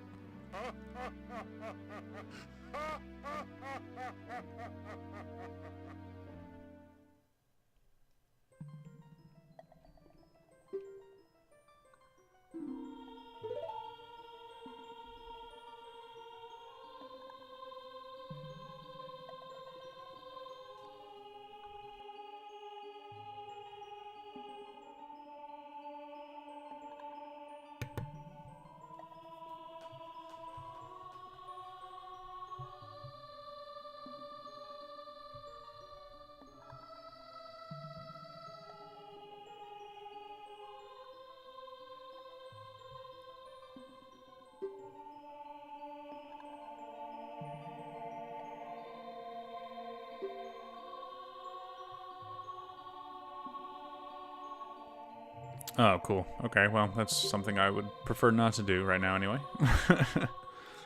Although I learned, or at least I was reminded, that if you screw up, or do something like if you need to reset the game on the Wii, a simple pressing the reset button on the Wii only resets the whatever mode the Wii is currently in, so it'll reset the GameCube game rather than resetting to the Wii menu, which is pretty helpful. I think that's a pretty cool, a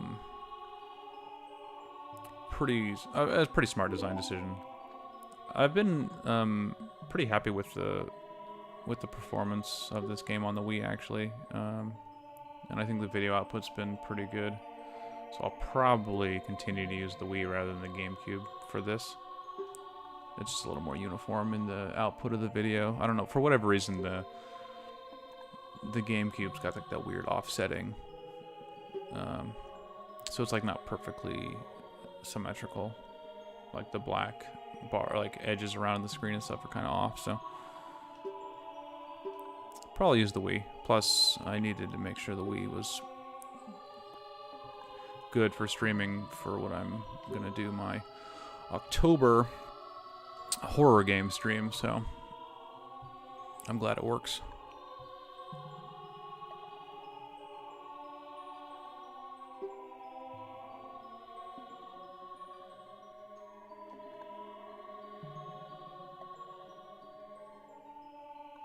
So I think what I'm going to do is I'm going to play Fatal Frame 4, which was not released in the United States or any... I don't think it was released anywhere outside of Japan, at least not that I'm aware of. But there is an English patch which you can use a modded Wii to kind of patch in real time. And I've played through it that way, and it was a really, really good game. So I plan to stream that, and then to go along with that, I'm planning to have an essay about it for the Halloween times.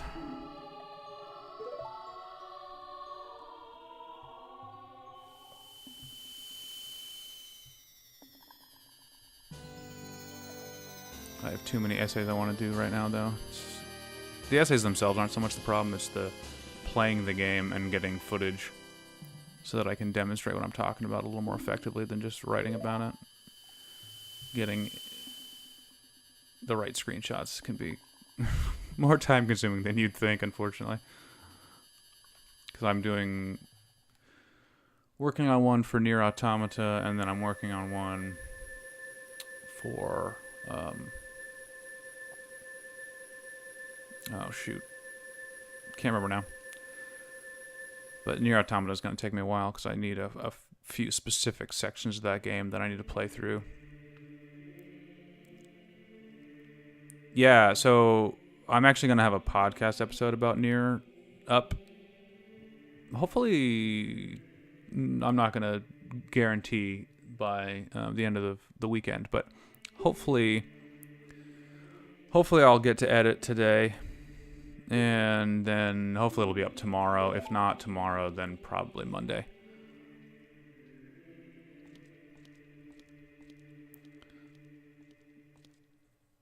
My friend Gabe and I both had some... I don't know, we liked the game a lot, but we saw it a little bit differently in some ways. Which is always fun. It's nice to kind of have some friendly disagreements about games like that, I think. The soundtrack is really fantastic, and we talk about that quite a bit.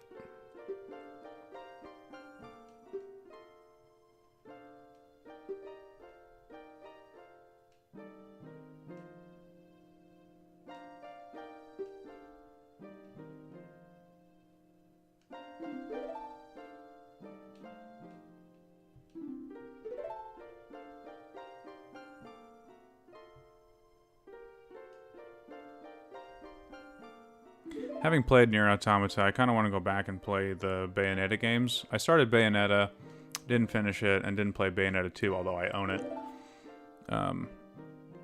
Just to kind of compare how the mechanics work for combat, because Nier's combat is good, but I don't think it's quite as... it doesn't require the same kind of mastery that the Bayonetta games do, I don't think. Of course, you can always play Bayonetta on easy, and then therefore it's like just kind of a cakewalk, but if you actually play on, you know, somewhat of a challenging setting, it requires some real mastery, and I don't think Nier Automata ever gets to that point.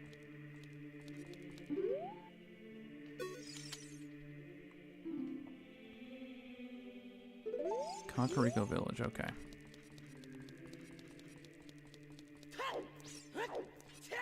Oh yeah, adult league grunts. My favorite.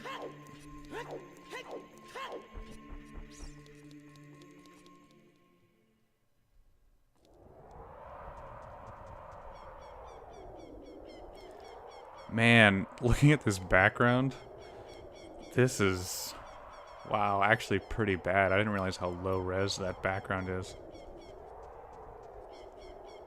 Because this is not 3D, right? Like full 3D. There's no way it is. That's really funny. I never noticed that before.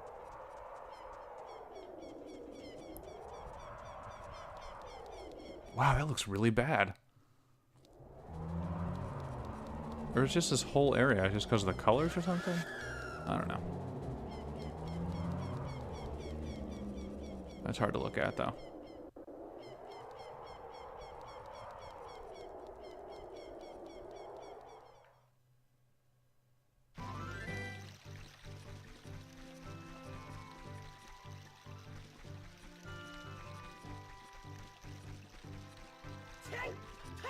Like, out here doesn't look that bad.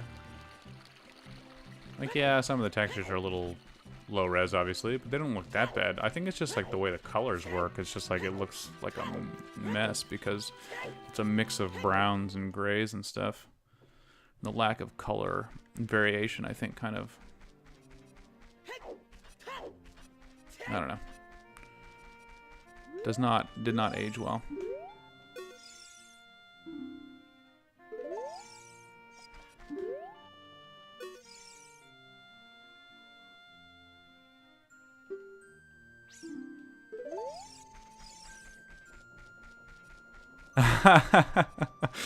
That's funny.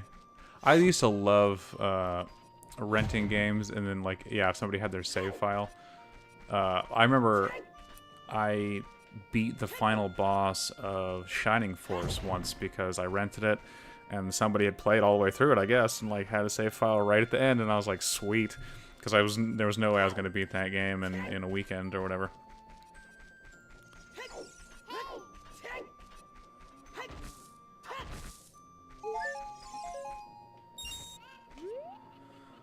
I think I'm supposed to go to the graveyard, right?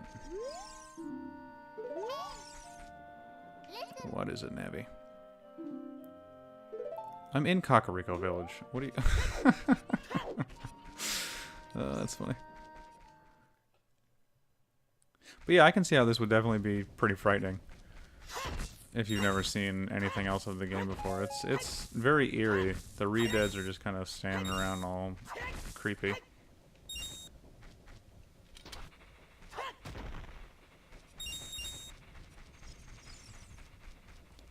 This game definitely has its darker moments.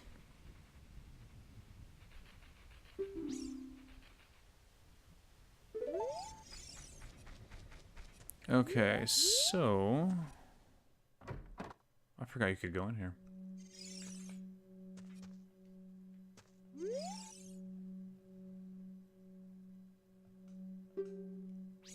Whoever reads this, please enter my grave. I will let you have my stretching, shrinking keepsake. I don't remember what that is, but I will go in the grave, I suppose.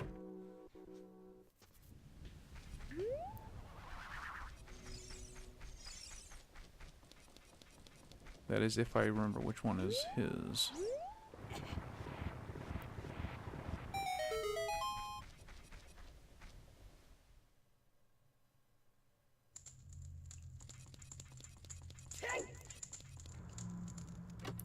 Stretch Armstrong.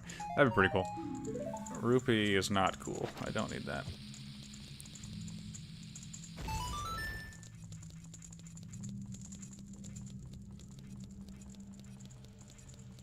I don't need fairies either, although those are helpful.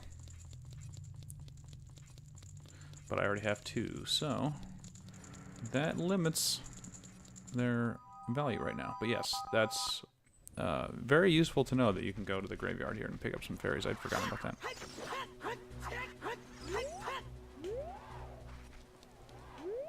I think I need a bottle to keep the pose. So... Wow, Link, your aim is not great.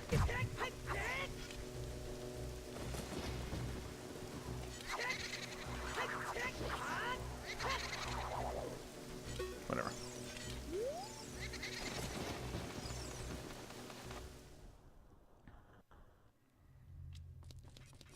This is the royal family's tomb.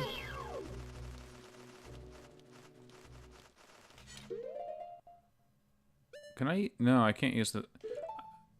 I don't understand why you can't use the slingshot as adult Link. I mean, I know mechanically why, because they gave you the bow.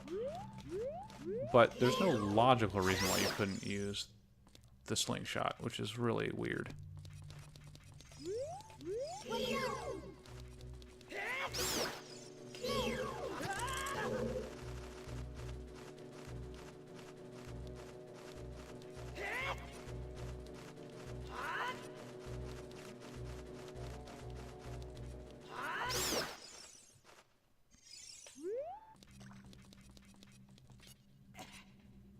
I been in here before?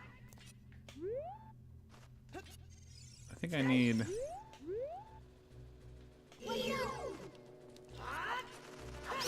something.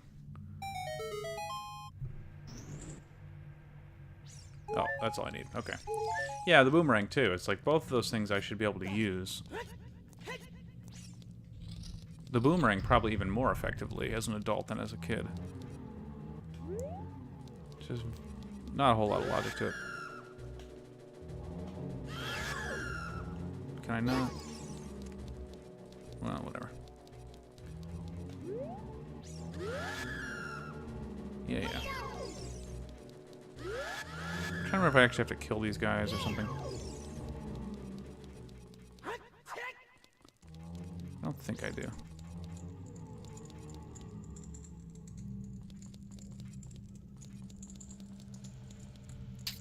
Okay, this is the royal family tomb, so I'm gonna go ahead and try that. Man, how hilarious would it be if you actually had to do... That doesn't... Really? Oh, that's right. There's notes on the thing. Which are really hard to read. Okay, let's see. Oops.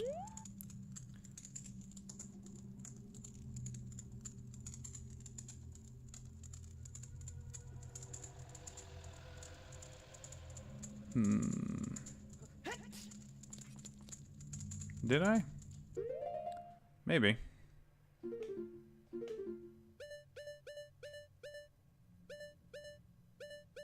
Nope. Doesn't look like it. Okay, so...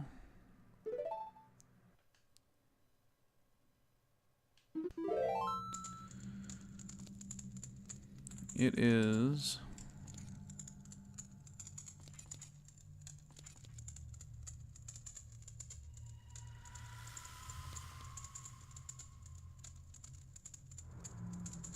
I wish I could, like, look at that and then hold the ocarina out at the same time. Or can't, wait. Can I do that? No, I can't.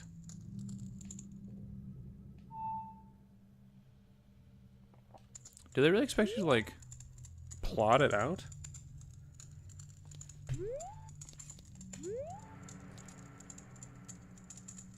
Huh.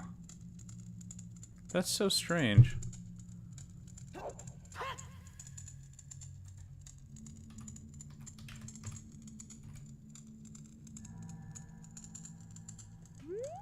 Yeah, that's... Oh, you can check. Okay, that's why. I was gonna say, there's, like, gotta be a way to, like, look at it, because... It would be a little hard to kind of figure out on your own, and it probably wouldn't flag it correctly anyway, so it probably wouldn't let you actually learn it.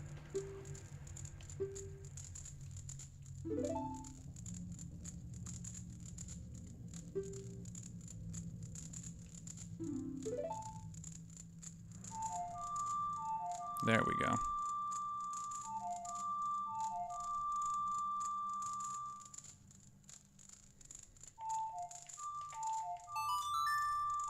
Man, the C-stick is not optimal for this.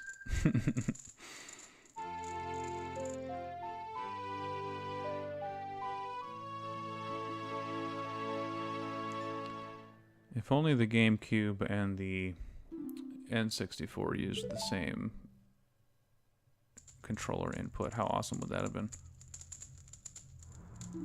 Of course, I can't really think of any other N64 games that were ported over to the GameCube.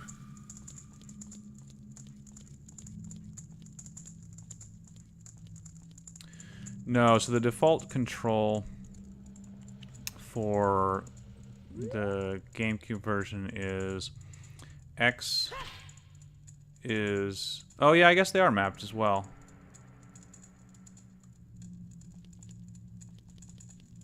No, so the C buttons... Yeah, I guess they're mapped to both. X, Y, and Z, and the C stick. I find the C stick to be easier to use for most of the things, just because that's where my hand's resting. But yeah, I guess... Potentially I could get used to that. Maybe. Probably not. Actually. Because it's like reversed, right? You're looking at it upside down in the way that the X, Y, and Z buttons are organized. We'll see. Maybe I'll get used to it at some point. Okay, so I know the Sun song now, which means...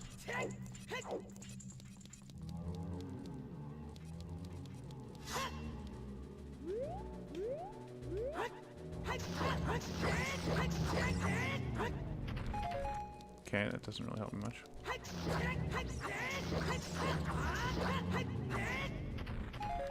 Yeah, I mean, if I got used to the buttons... Well, if I'd realized that you could do that with the buttons, I didn't even realize that was an option, actually. I might be able to get used to it, but... I don't know. Just seeing the C button icons at the top, and then knowing that the C-stick works, that's what I've been using. And, I don't think it's been a huge problem. It's just not optimal for using the Ocarina, really, but that's, you know... Okay, I don't really care about that. Okay, so... Can I play this? The Sun Song just turns it into daytime regardless of where I am, right?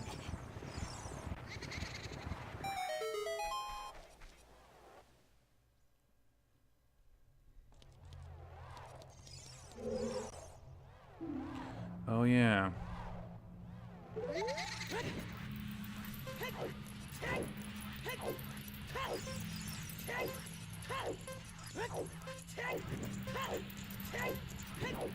I feel like there's another way I'm supposed to do this that I'm not remembering.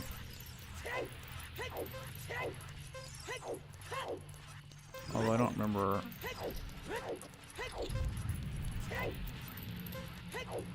Oh, I went the wrong way. Dang it.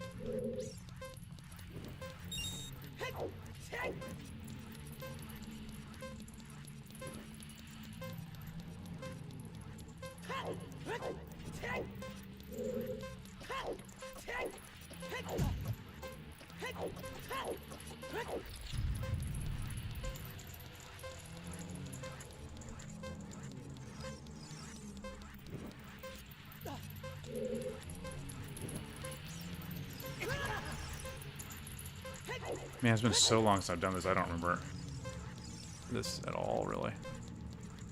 I mean, I remember doing it, but I don't remember if I'm supposed to do something specific to make my time go faster.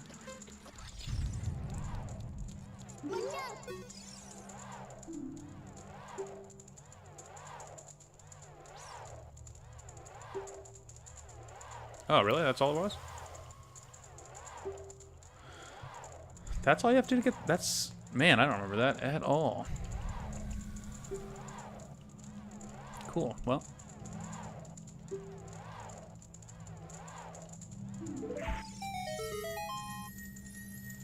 That's one cool thing about this game that is kind of more similar to the original Zelda and Link to the Past, is that you get this item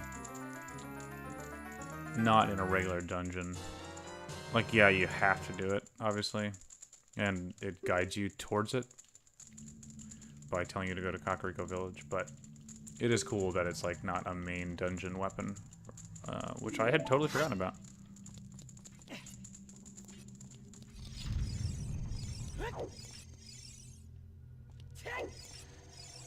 Yeah, I thought you were supposed to beat him. That's what I had remembered doing.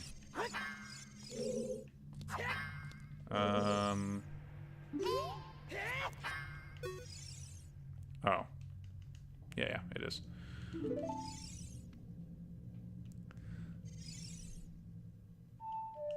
Okay,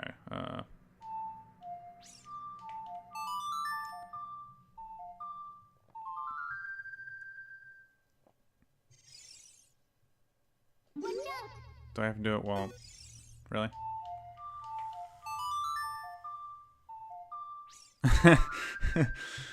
Well, if I was a...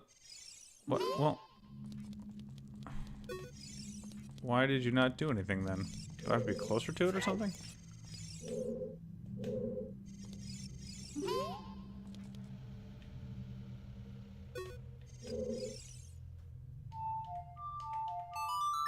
Am I? Or can I just walk? I could probably just walk through the door, can't I? Yeah. Nope. What? What am I? What? I'm. Huh. Oh, the door of time. Oh, not the sun. Okay. Do I remember that song? No. That's funny.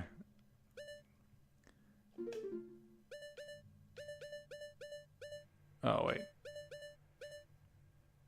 Yeah, okay.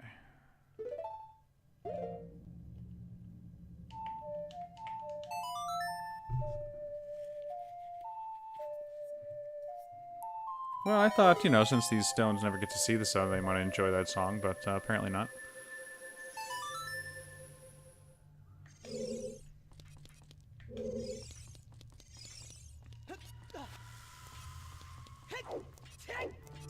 Yes. This is my favorite song in the game. By far.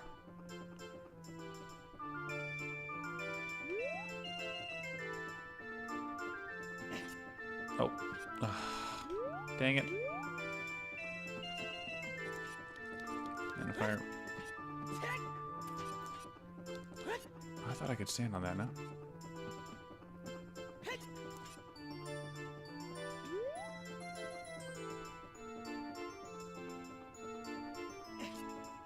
Nope. Oh well.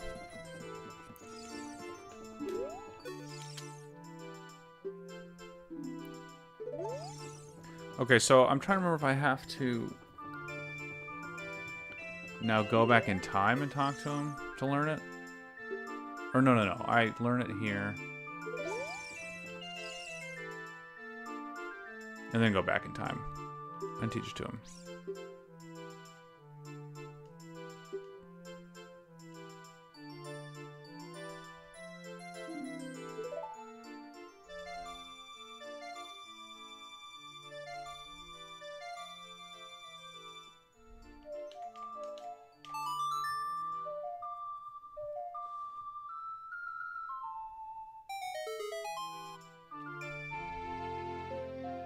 So he and the... No, I guess he's not the same as the Happy Mask Salesman. He has a kind of similar face, or maybe I'm just confusing them for some reason.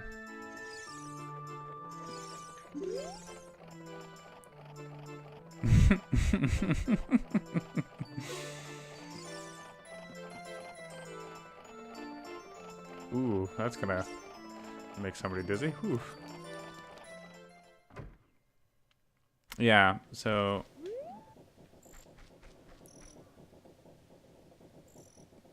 I wonder if I should do that. Does the Song of Time warp me back to the Temple of Time?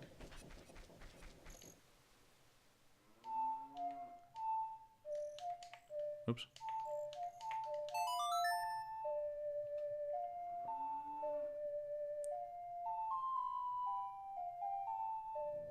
No, it doesn't. I thought...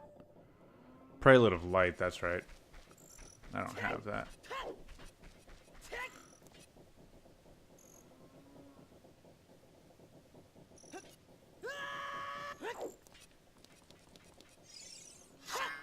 Yeah, I can't blow this up or anything, right? I have to teach him the song.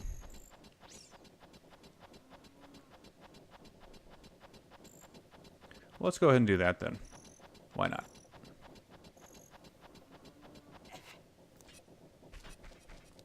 I'm not even sure if that's a requirement in the game or not. It probably is, isn't it?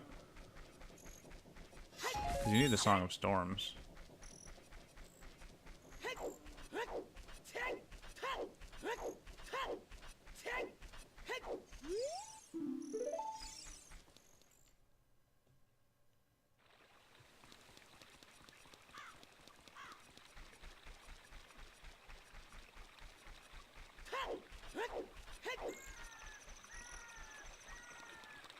Is that where it saves you automatically?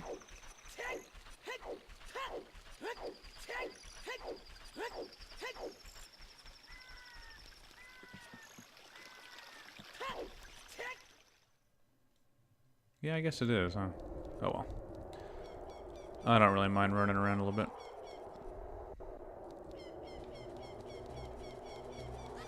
Oh, wait, it's this way.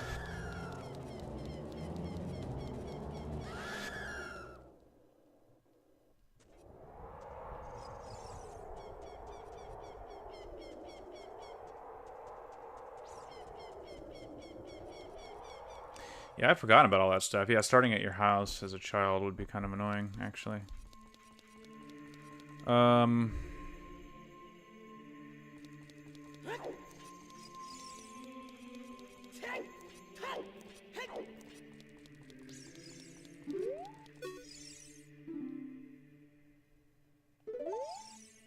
forest girl. Okay.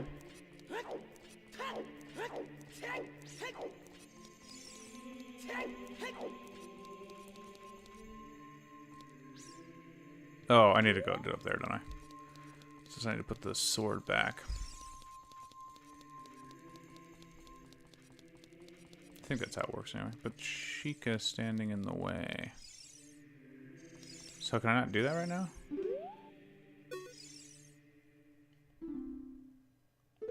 Okay, fine.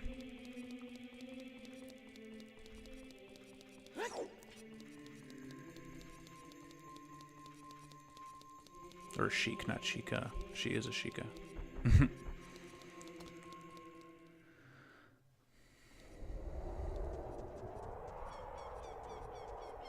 Oh, wait. Can I use Saria's song, maybe?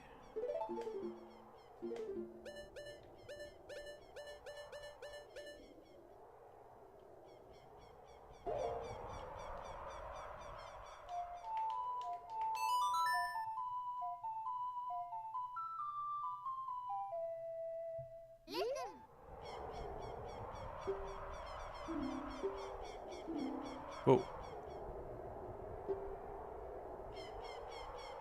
Yeah, totally missed that.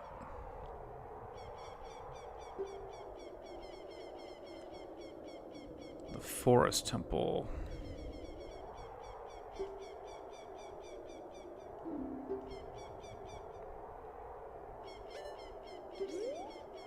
Okay.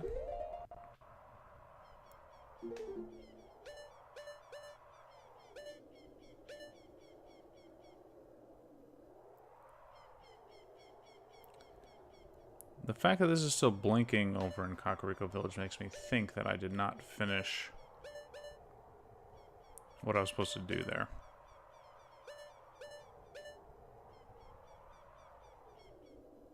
Although I got the hook shot, which I think is what I needed, right? Alright, let's go to the Lost Woods.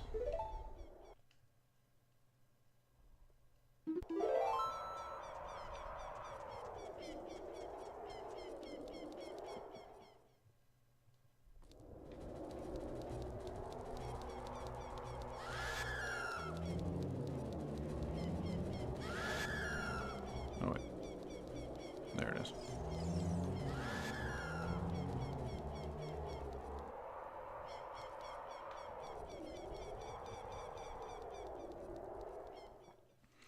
Yeah, I should probably do that because I have Epona's song, I think.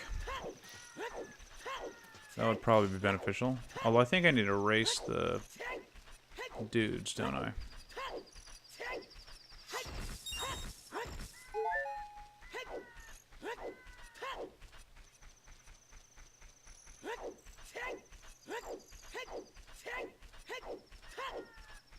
What am I doing here? There we go.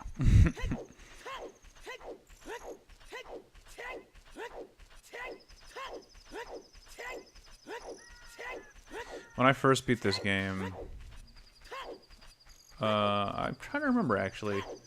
I don't remember if I beat it on the N64 or not. I kind of don't think I did. Oh, I can't do it at night. But I remember I don't think I even got Epona.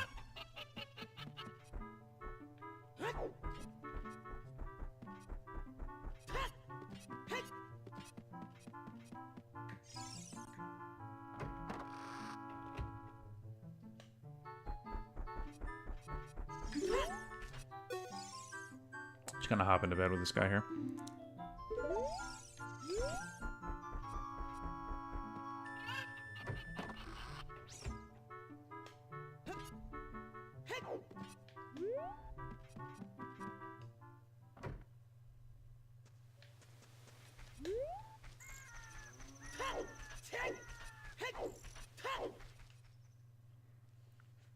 Oh wait, I can do this, can't I?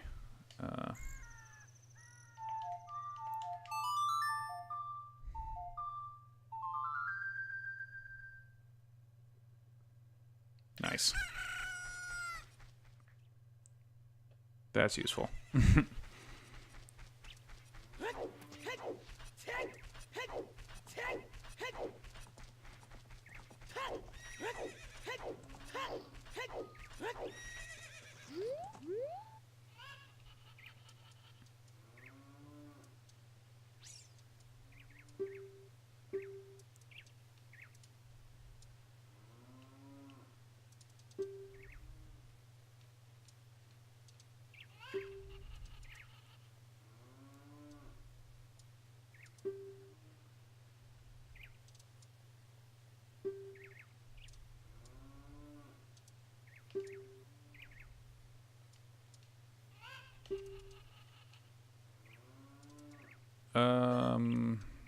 I think I know how to do it.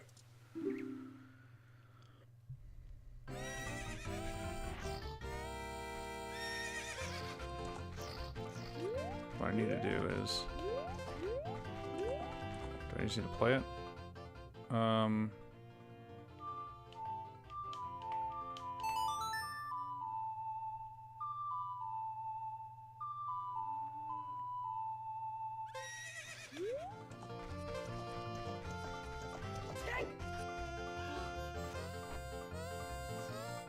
Oop.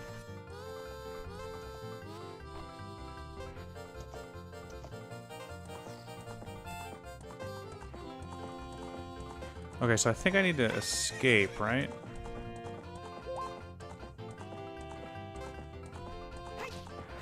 Well, that didn't work.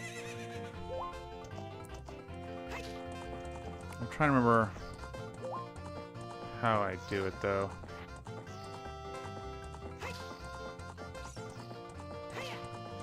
I forget which direction I go in, or if I just go over. I mean, it would make sense if I just go over the two things.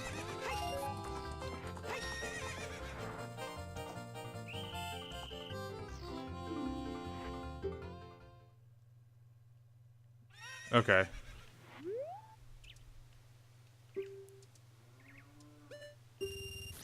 So jump the fences, then talk to him.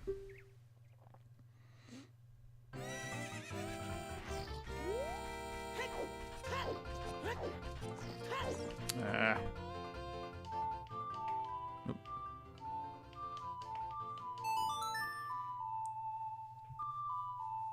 I gotta do it all in that time frame.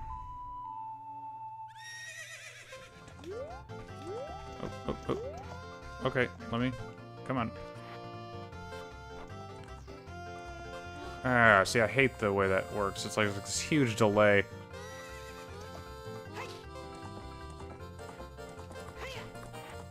Okay, jump that fence.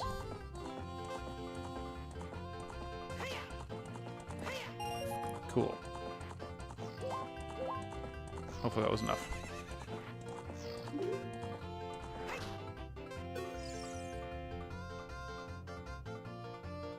There we go. Okay. It's not fair that he gets a head start there. Like, he literally cannot go.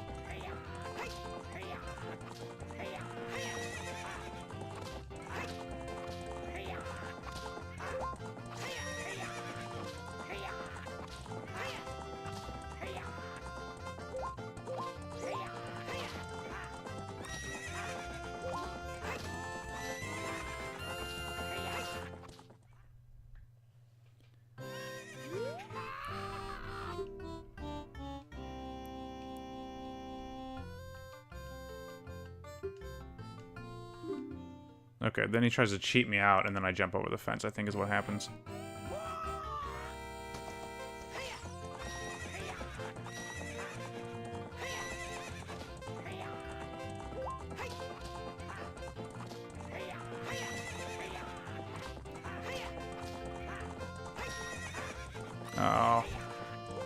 Hopefully I can do this.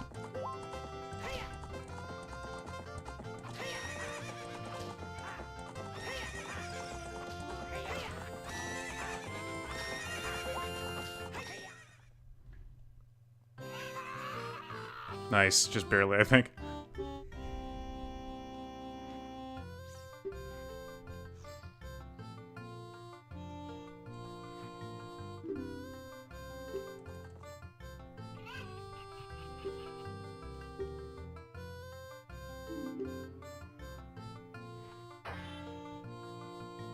Yeah, that's not exactly how giving something to somebody works, but that's cool. You can go.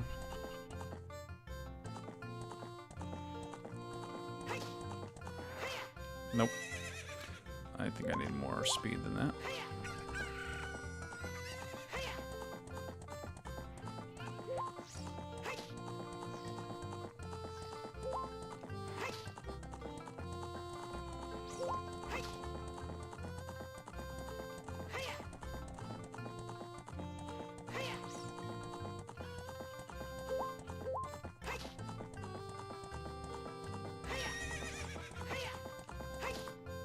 There we go.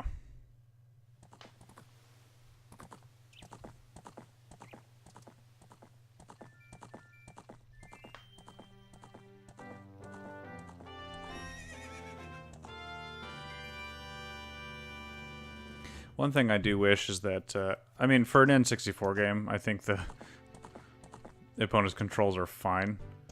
This makes me laugh, the way that she turns like that. But in Breath of the Wild, I was kind of hoping for more of a Shadow of the Colossus kind of control, which I know a lot of people don't like. Where am I going? But I always liked the way that aggro controlled. Because basically you don't have to do anything except for... Like, she'll kind of go on her own, and then you kind of have to just do some fine-tuning sometimes. But, like, the horses in Breath of the Wild are fine, and then all of a sudden they just try to buck you. And I get the mechanic of that, because you have to tame them and all that kind of stuff. But it's like, the animations kind of work against that, because it's so obvious what's happening. Like, it doesn't feel natural at all, which is kind of frustrating.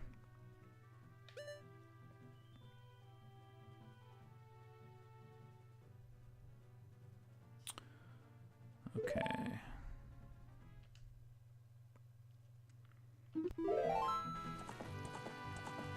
Yeah, I mean, aggro's controls are only a problem for like a little bit. Like, there are only a few sections of the game where I was kind of like, okay, like, not the best. But that kind of adds to the whole thing. It would have been a much lesser game, I think, if aggro controlled too well. And in most of the Zelda games, I think Epona controls way too well. And then, like, the things that they try to do in Breath of the Wild to fix it didn't really work as intended, I don't think.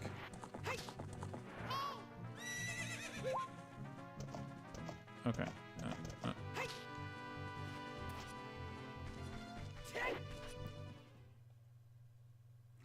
I don't know how I feel about the remaster of Shadow of the Colossus, to be honest with you. I'm glad that people who haven't played it are going to probably get a chance to play it. Although, since it's available for the PS3, I don't think... I mean, I don't know. Maybe there are a lot of people who bought PS4s that didn't have PS3s. But if... So, I don't know. Maybe that's true. If not, then I find it not necessary at all. I mean, I always like it when older games can be played by more people. Like, that's always a good thing. So in that sense, I think it's fine. I just hope that they don't do anything to change how it plays, because the one thing that game, I think, does extremely well is control. Like, it plays as well now as it did when it came out, even though it's 12 years old or whatever. I don't think you could improve it in any way. And when I heard some stuff about saying they were going to change it so it would control in a more modern sense, like, I have no idea what that means, and I kind of worry about it.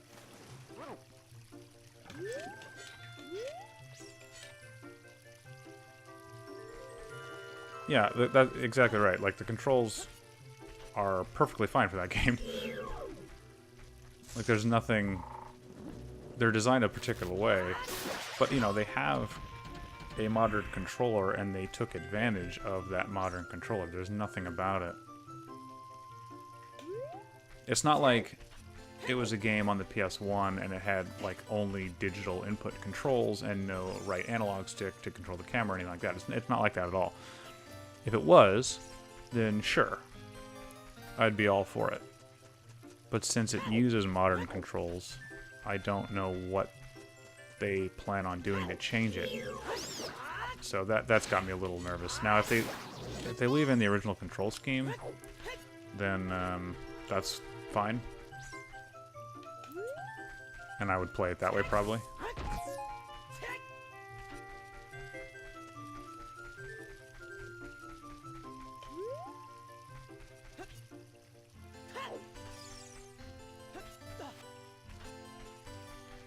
I think the only thing that people complain about... Well, I've heard a couple complaints. One complaint I've heard is that the reversed camera controls can be a pain, but you can fix that. Like, the original game had options for that. The other complaint... In fact, I think you could remap most of the controls. At least on the PS3 version, I'm pretty sure you can. I don't remember about the PS2 version, although I think you can as well. So I don't really get... So, like, I've heard people complain about, like, triangle being the jump button, which to me is weird, because that's the most logical button to use. Because it is positioned in such a way that you can then grip with the R1 button, like you're supposed to. So, I don't really understand. Yeah, I just don't understand why you would change it. Like, what benefit you'd get. I mean, I'm all for being able to remap controls. I don't think that you should bar players from changing a control scheme if they want to. But I just don't know. It just doesn't seem like you could improve it. Oh, this guy shoots at me.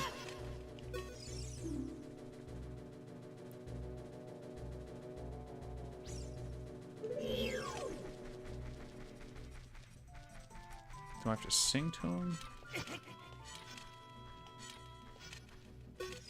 Or just leave him alone?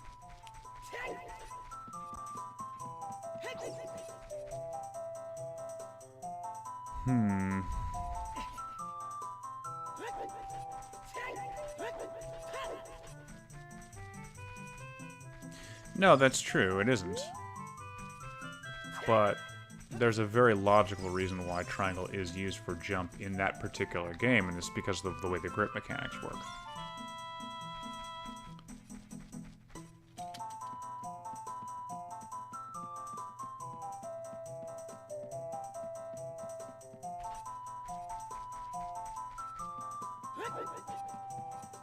If it was a platform game where you're pressing something to run, and then you have to jump also, then it would be pretty cumbersome. But since your speed is controlled via the analog stick, you don't need it mapped to a button. Like, it makes sense to map it where it's closest to where your grip the grip button is, since they are used together a lot of the time. So, I don't know. The complaints about it always kind of confused me.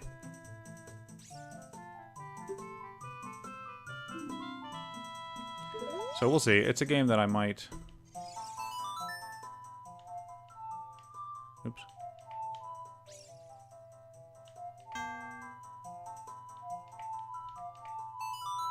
Like, I'll probably pick it up eventually, but I don't know if I'm going to be playing it right when it comes out.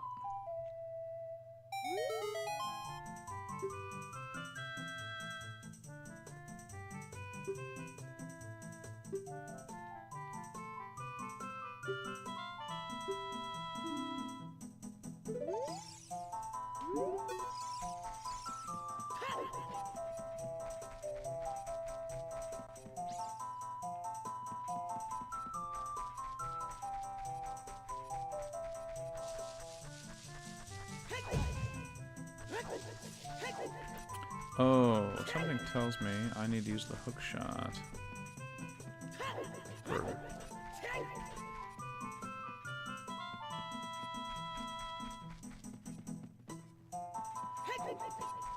Maybe. I can't remember.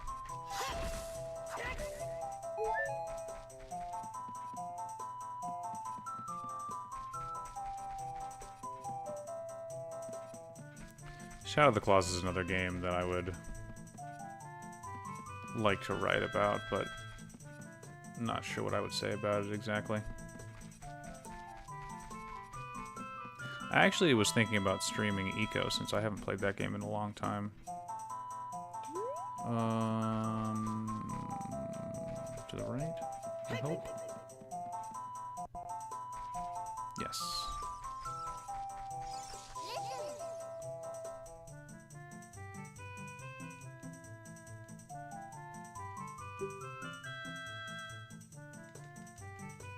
Am I even going the right way?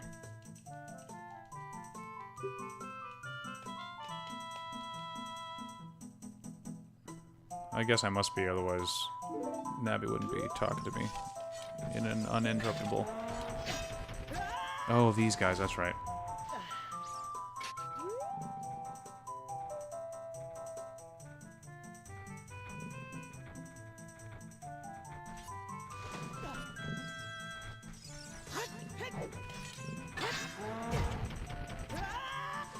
I guess I can't kill these guys. Unless I can kill them with a bomb. Nope. Not well. Have to wait till I turn around.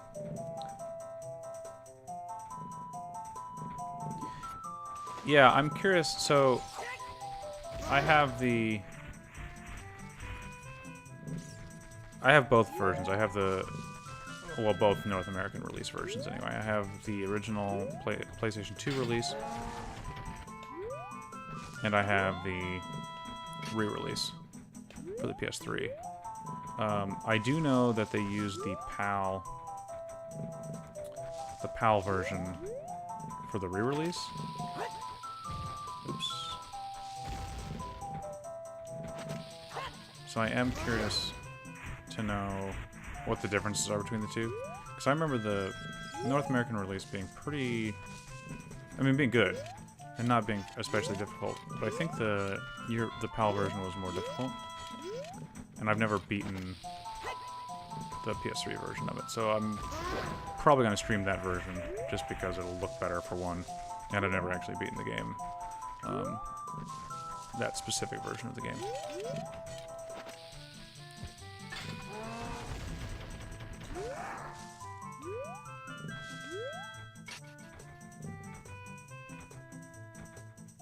I'm pretty sure they used the PAL version for Shadow of the Colossus too, and I actually have beaten both of those versions for sure, and I would say I don't like the PAL version as much. I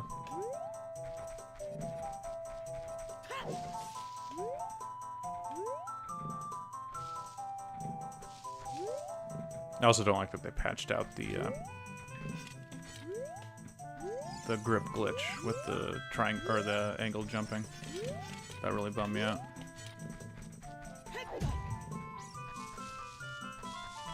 Oh, I'm going totally the wrong way.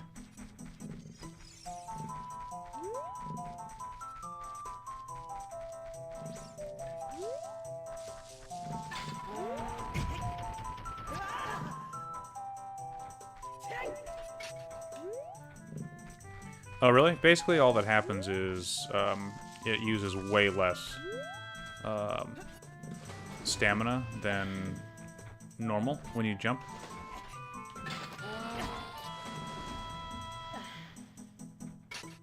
So if you are gripping and you angle the analog stick kind of diagonally up, then it will it'll just use like a very, very small amount of stamina versus the normal amount when you jump. And you can climb up to the like you can get to the top of the... What's it called? Ooh, I forgot that happens.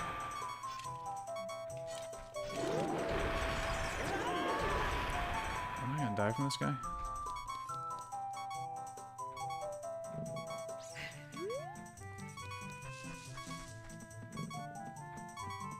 It's like the Forbidden Temple or whatever it's called. You can climb up that a lot more quickly. Like I think you can do it in the first playthrough. Because normally you need like a ton of stamina to do it, but you can do it pretty quickly. I think in the, or you can do it like after like beating, I think most of the bosses in one playthrough, which is cool.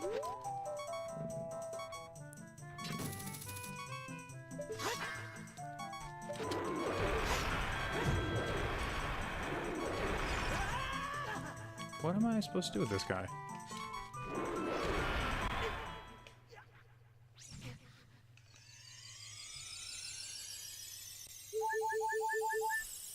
I guess huck bombs at him, but...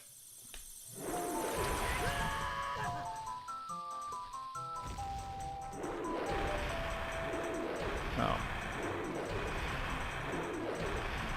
Yeah, that's actually not nearly as difficult as it seemed. I always expect there to be like some kind of more challenging mechanic than it ever ends up being. It's usually something very straightforward.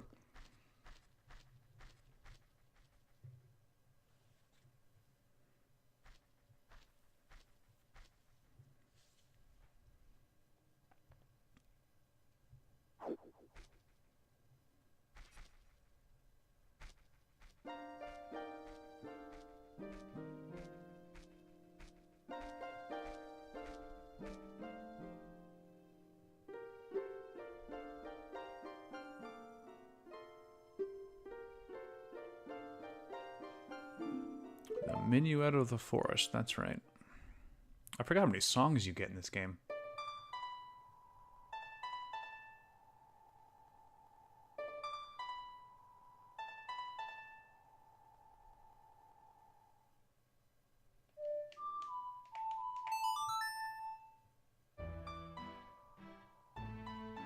Which means I must have to come back here at some point.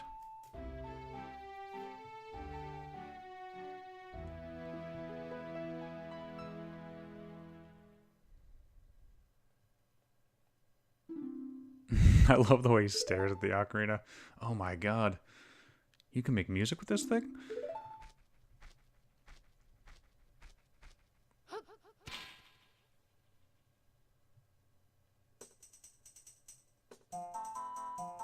Yeah, I guess that's...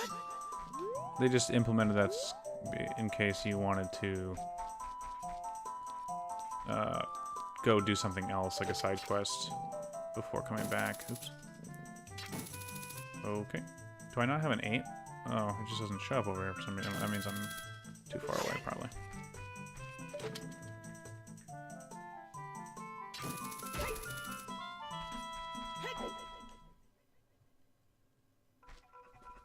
Alright, so we'll do a little bit of the Forest Temple here before ending the stream today. I'll just kind of get my grips on it. Oh, getting Skulltulas is way easier now. I thought there were some werewolves in this part, no?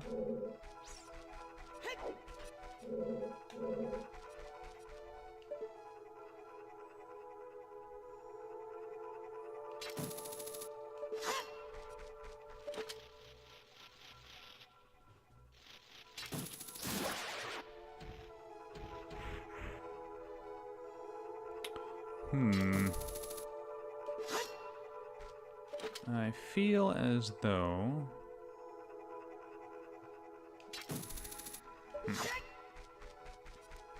Not sure about that.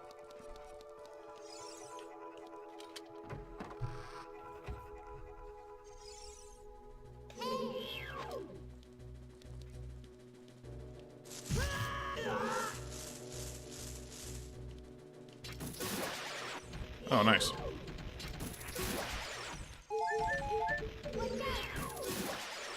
That's gonna be a heck of a lot easier. I need the key, of course.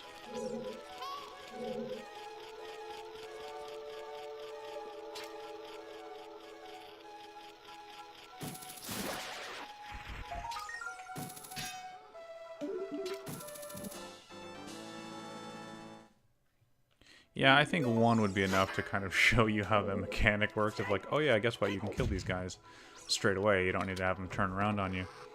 3 of them is more than is required, I think. Although you can kill them so quickly, it's like not a big deal, but it's still funny.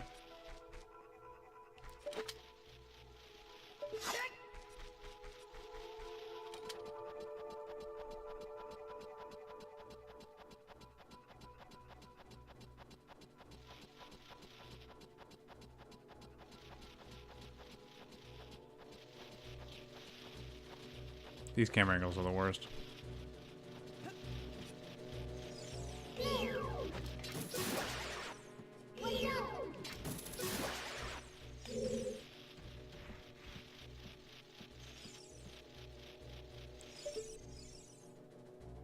Do I just jump to it?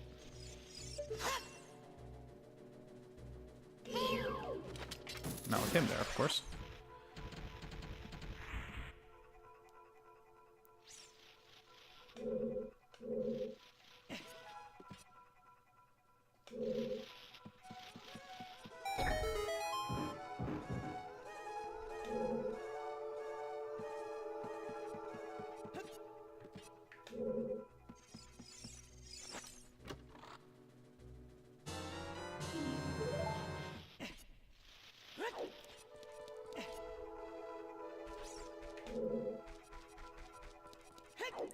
I don't really remember that much about this temple, actually.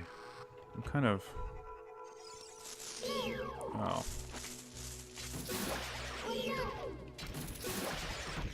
The nice thing about these is they will, if they do give you a bunch of hearts, you can stock up pretty quickly. That'll be convenient, if that remains true. I didn't get anything... Oh, yeah. That's right, the pose. So this is where the witches are, huh? As the final boss, right? The 2 witches.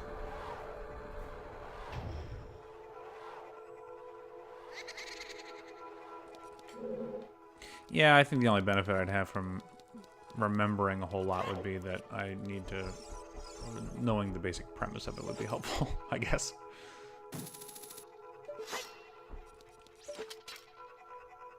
Oh, this one's Phantom Ganon. That's not as cool. Can I only... I guess I can only shoot those with arrows.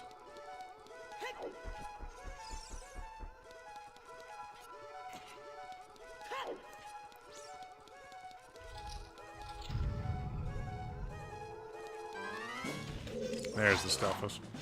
Oops.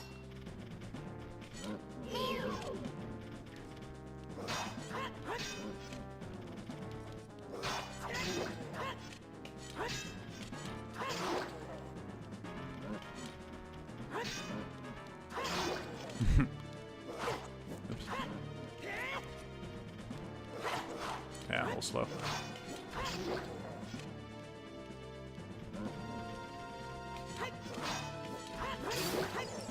Trying to use some Dark Souls strats and just hit him before he hits me, but this game's not designed quite like that, so it's a little more challenging to do. You're supposed to wait till they hit you so you can have an opening. Although you can kind of strike a little bit beforehand, but...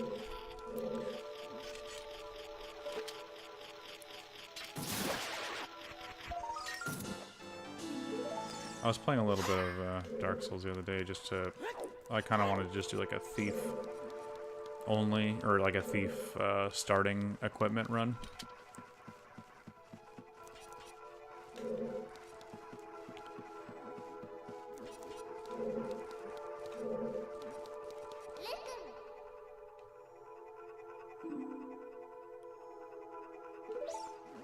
Yes, I can see the arrows painted on the floor. Thank you. And I need to move them around, if I remember correctly.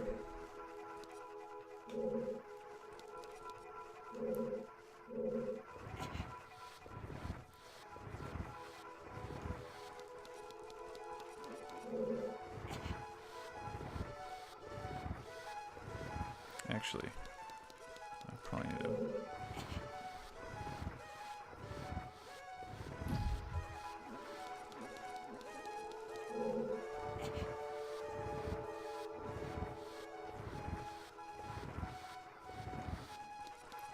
Yeah, the combat in this game is not really particularly challenging. I don't think it's that bad though. Yeah, waiting around for an opening is kind of dull sometimes, but it's not so bad.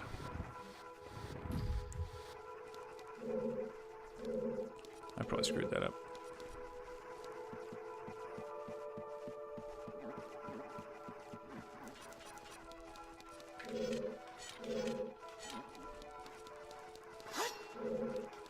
Oops. That's not what I had planned to do exactly. Thief equipment's okay. I mean, it's not. I don't know if it's anybody. You know, I don't think it's.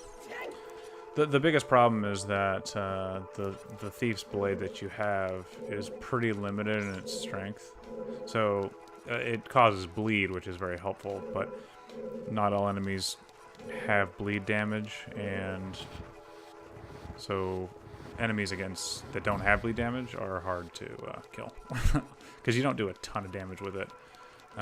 It's not a bad weapon, honestly. It's not that bad.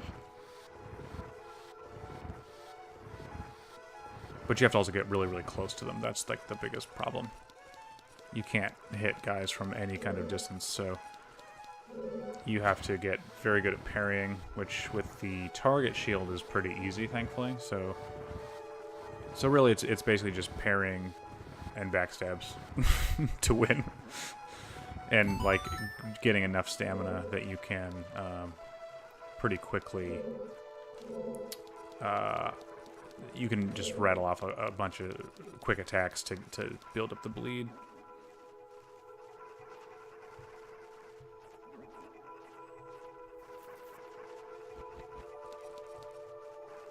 Yeah, there's like no stagger on it at all, which is a big pain. Even weak enemies don't stagger. So that's also kind of a pain. I didn't get very far in it. I was just kind of messing around with it to see what it was like, because I never played as the thief before. Obviously, being as light as you are is really nice. Where am I going here?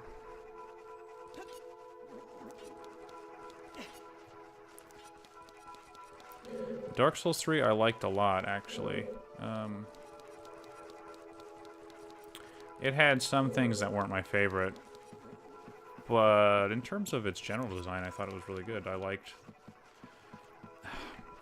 What I think it did better than any of the other games, actually, was set its tone. So, starting out, and then... I'm gonna get myself stuck, aren't I?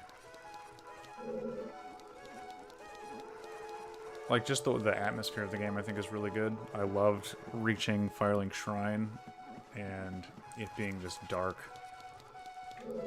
cavernous kind of place that's just really depressing. So it's like, it's your safe, because it's supposed to be your safe place, right? And it is your safe place. More so than, I think, any other game is in the series. I don't think you have to worry about any kind of fights in there or anything. I can't remember. Maybe there are some that I just didn't end up doing or whatever, but so that alone I thought was really, really well done and really interesting. The combat was really good. I liked the general increase in speed of the game. Not that I had a problem with Dark Souls speed at all, but it was nice to be able to roll around a little bit more quickly and that kind of thing. I thought the bosses, for the most part, were really good. At least all the ones I've fought. I have not done all the DLC, so I can't really comment on that, but it had some of my favorite bosses, too, like the Princes, I think, is one of the most interesting fights in the series just because of the context of it. And I love the imagery of Lothric kind of draped across Lorien's back as he brings him back to life. I think that's a really cool idea.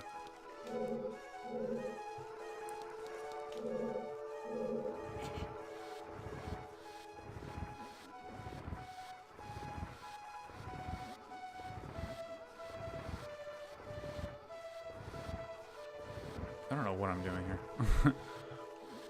Okay, clearly. Oh, yeah, actually. But that's not going to fit through there.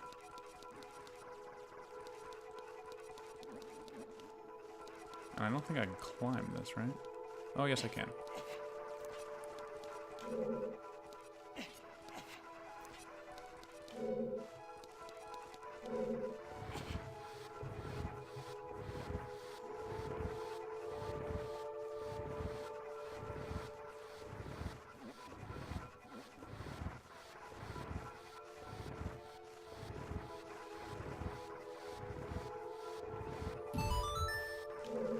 Okay.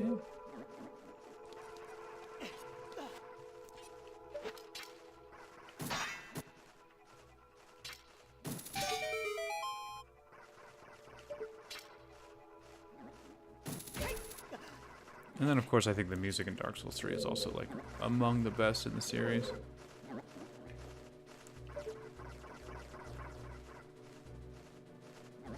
I wish it had more gimmicky bosses, though. Like,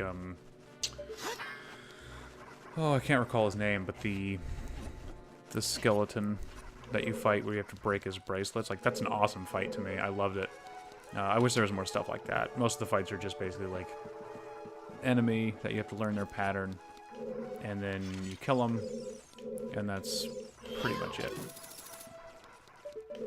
Yeah, Wolnir. Yeah, that fight's one of my favorites in the series as well.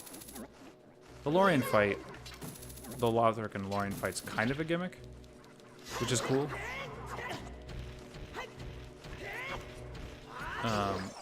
And the fight's kind of just dodging, like, the fact that he kind of disappears and reappears all the time is frustrating to some degree, but I think is also, you know, there's enough time between his reappearing and his attacks that it's not so bad.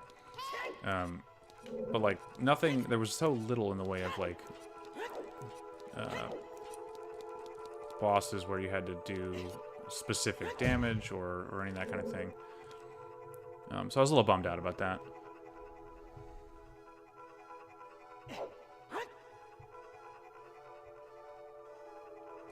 Yeah, I mean, a lot of people complain, I guess, about the fact that, well, I think the biggest complaint is about, or stems from, the Dragon God and Demon Souls, which I didn't really, that didn't bother me very much for some reason. A lot of people kind of were irritated by that fight, and I never was bothered by that fight. I thought it was fine.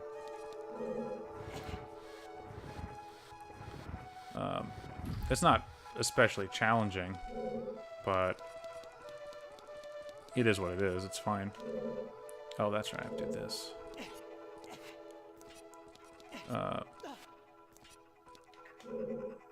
And Dark Souls had a few gimmicky bosses, which were not executed super well. I think the Bed of Chaos isn't great. Although I don't think it's as bad as most people think either. Especially not if you use the save and quit exploit, which works really well. Saves you some time and some headache.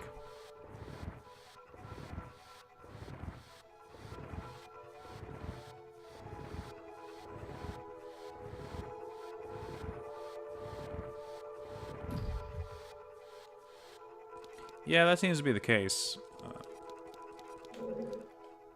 But I think, like, some gimmicks work out really well. Like, the Tower Knight in Demon Souls, for instance, is a great gimmick. Like, you hit his weak points to knock him down, and then you can do some real damage to him. I like those kind of fights. I'm not super into... I mean, I like fights that are just one-on-one as well. Those are fine. But if that's all the game is, it gets kind of repetitive, and I think Dark Souls 3 suffered from that a little bit. I mean, their bosses were generally very good, so it wasn't too much of a problem in terms of being disappointed by the actual boss fight itself. And they varied up the designs enough. I mean, you know, Aldrich is way, way, way different from say, the Crystal Sage or stuff like that. So, for the most part, I think it was pretty good.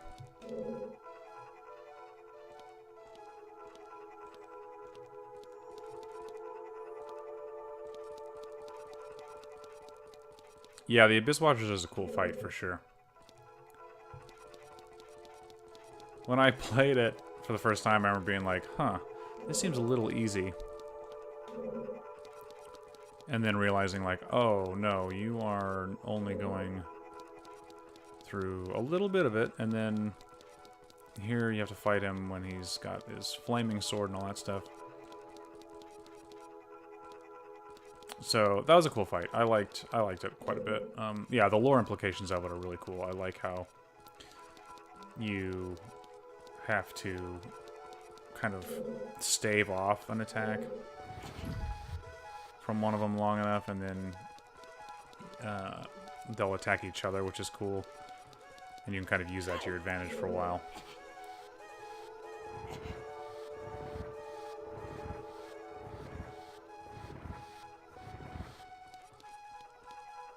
I feel like I'm supposed to do something else with that.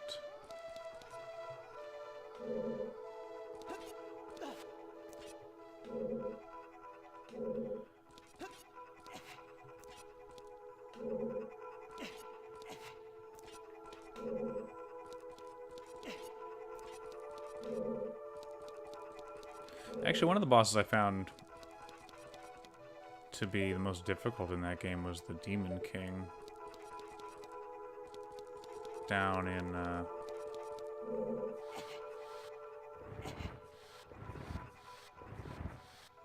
what's it called? Down in the... Yeah, that can't go here. What am I doing? In Smoldering Lake, I thought he was kind of tougher than I would have thought, given where he is in the game and where I was. Oh, duh.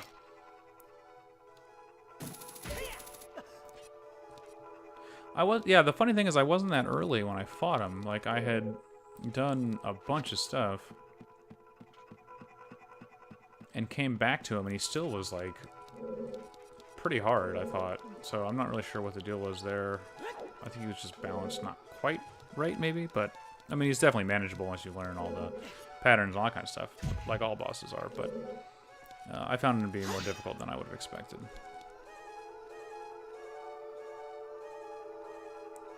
Okay, so clearly I have to do something with that,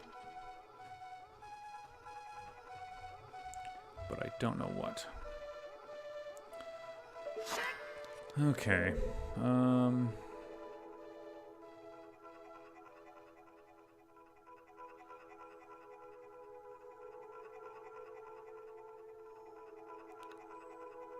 I just don't know where else I can go, though, because...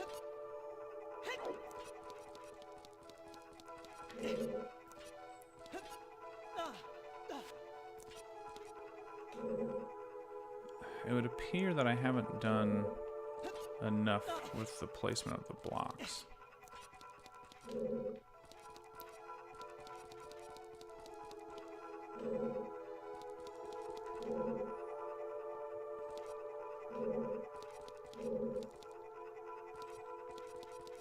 Like the red blocks up higher up in particular. I pushed this one here, which I had to do. But then what's this green one for?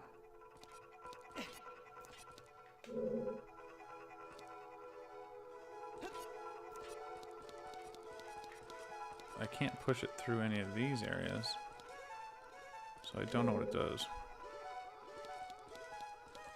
Yeah, that seems to be the case. It's kind of strange. So then I got up here.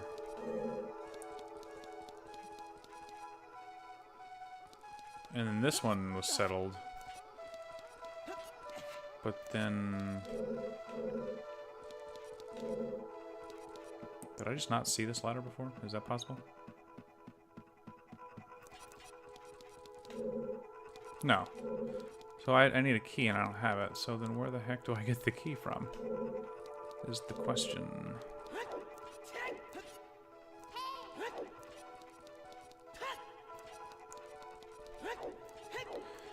I must go. I have to go back out to the bigger room.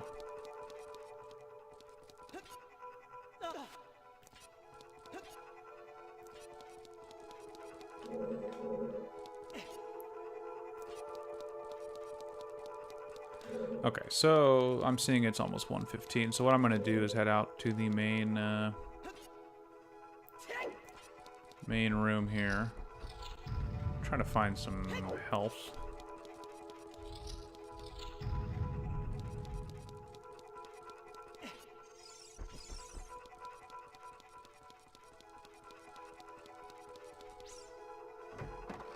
See if these guys will give me any hearts.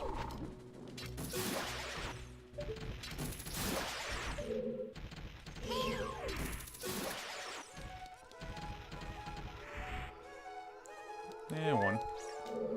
Better than nothing.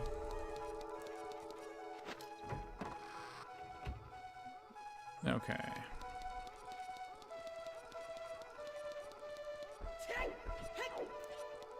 That's gated off. That's the door I went through first. Oh, or is it? Is it? No, I don't think it is, actually.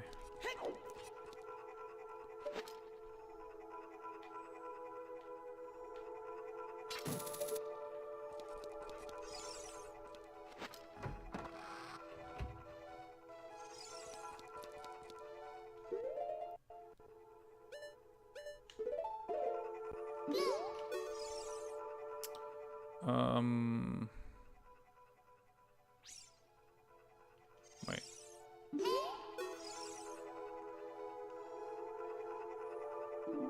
Okay.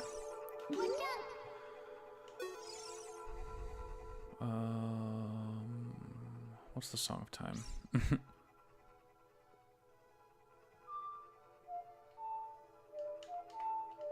we go.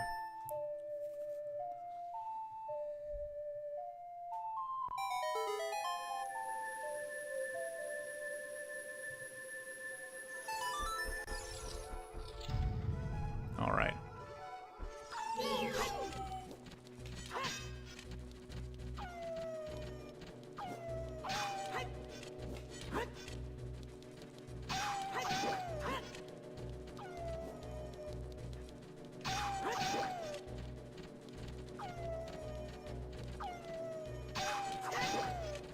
Interestingly, their AI makes it so, like, both of them don't attack at the same time. It seems like.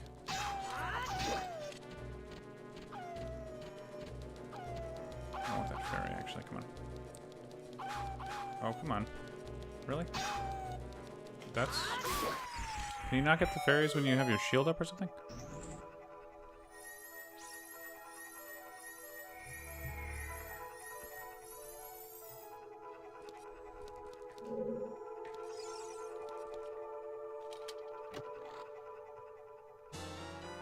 Cool.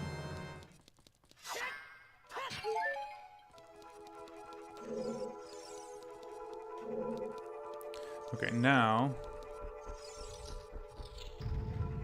Either that or the hitbox didn't line up with that fairy, which I find hard to believe, but I don't know. That seems like a weird problem to have, where you wouldn't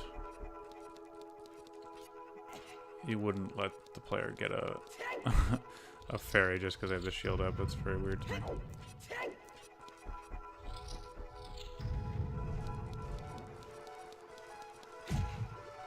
Wait, can I just shot my way up?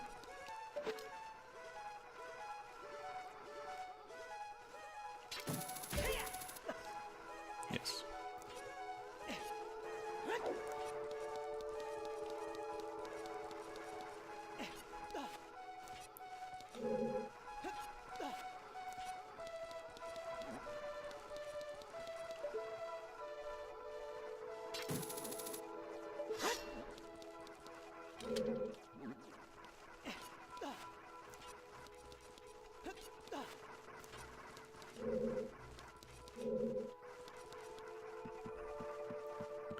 Okay.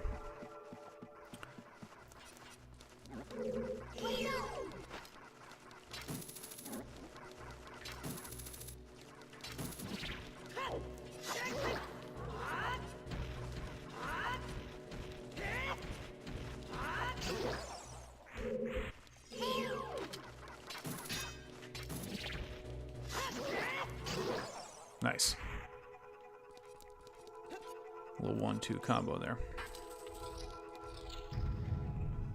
Oh yeah, this is the twisty hallway temple. I'd forgotten about that. That's cool.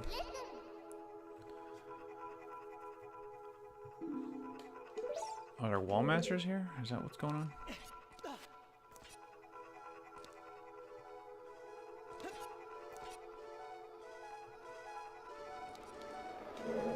And do I need a big key to open that?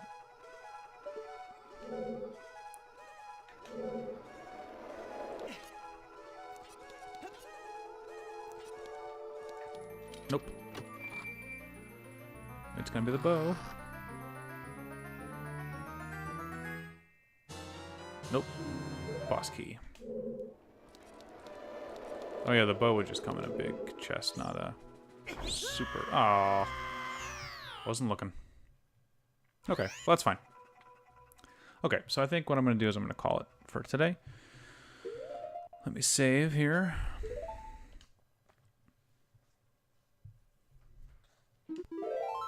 Yeah, it's funny they give you the boss key so quick, and then you have to go through basically like the whole rest of the dungeon after you've gotten it, which is an interesting way to do it. I actually kind of think that's cool, but still. Anyway. So, yeah. Thanks for hanging out. I'm still really enjoying this, actually. It's going pretty quickly. I've gotten through quite a bit in a fairly short amount of time, so that's good. I think I might try to extend my streaming schedule to include Tuesday afternoons, or well, late afternoons, post 5 o'clock Pacific time. Maybe not every week, but maybe every other week, something like that. So we'll see. I won't be playing this on those days. I think I'll stick to, one game on Saturdays and then add in another game on Tuesdays. So still trying to decide what to play on Tuesday. I'm thinking of playing Mystic Ninja starring Goemon. That game is hilarious to me, and it actually is pretty fun. So I may start that up. Or I might play something totally different. I really don't know yet. So anyway, I will update my schedule to include that when I have decided and what time I'll plan on streaming. And then, yeah, hopefully I'll see you there.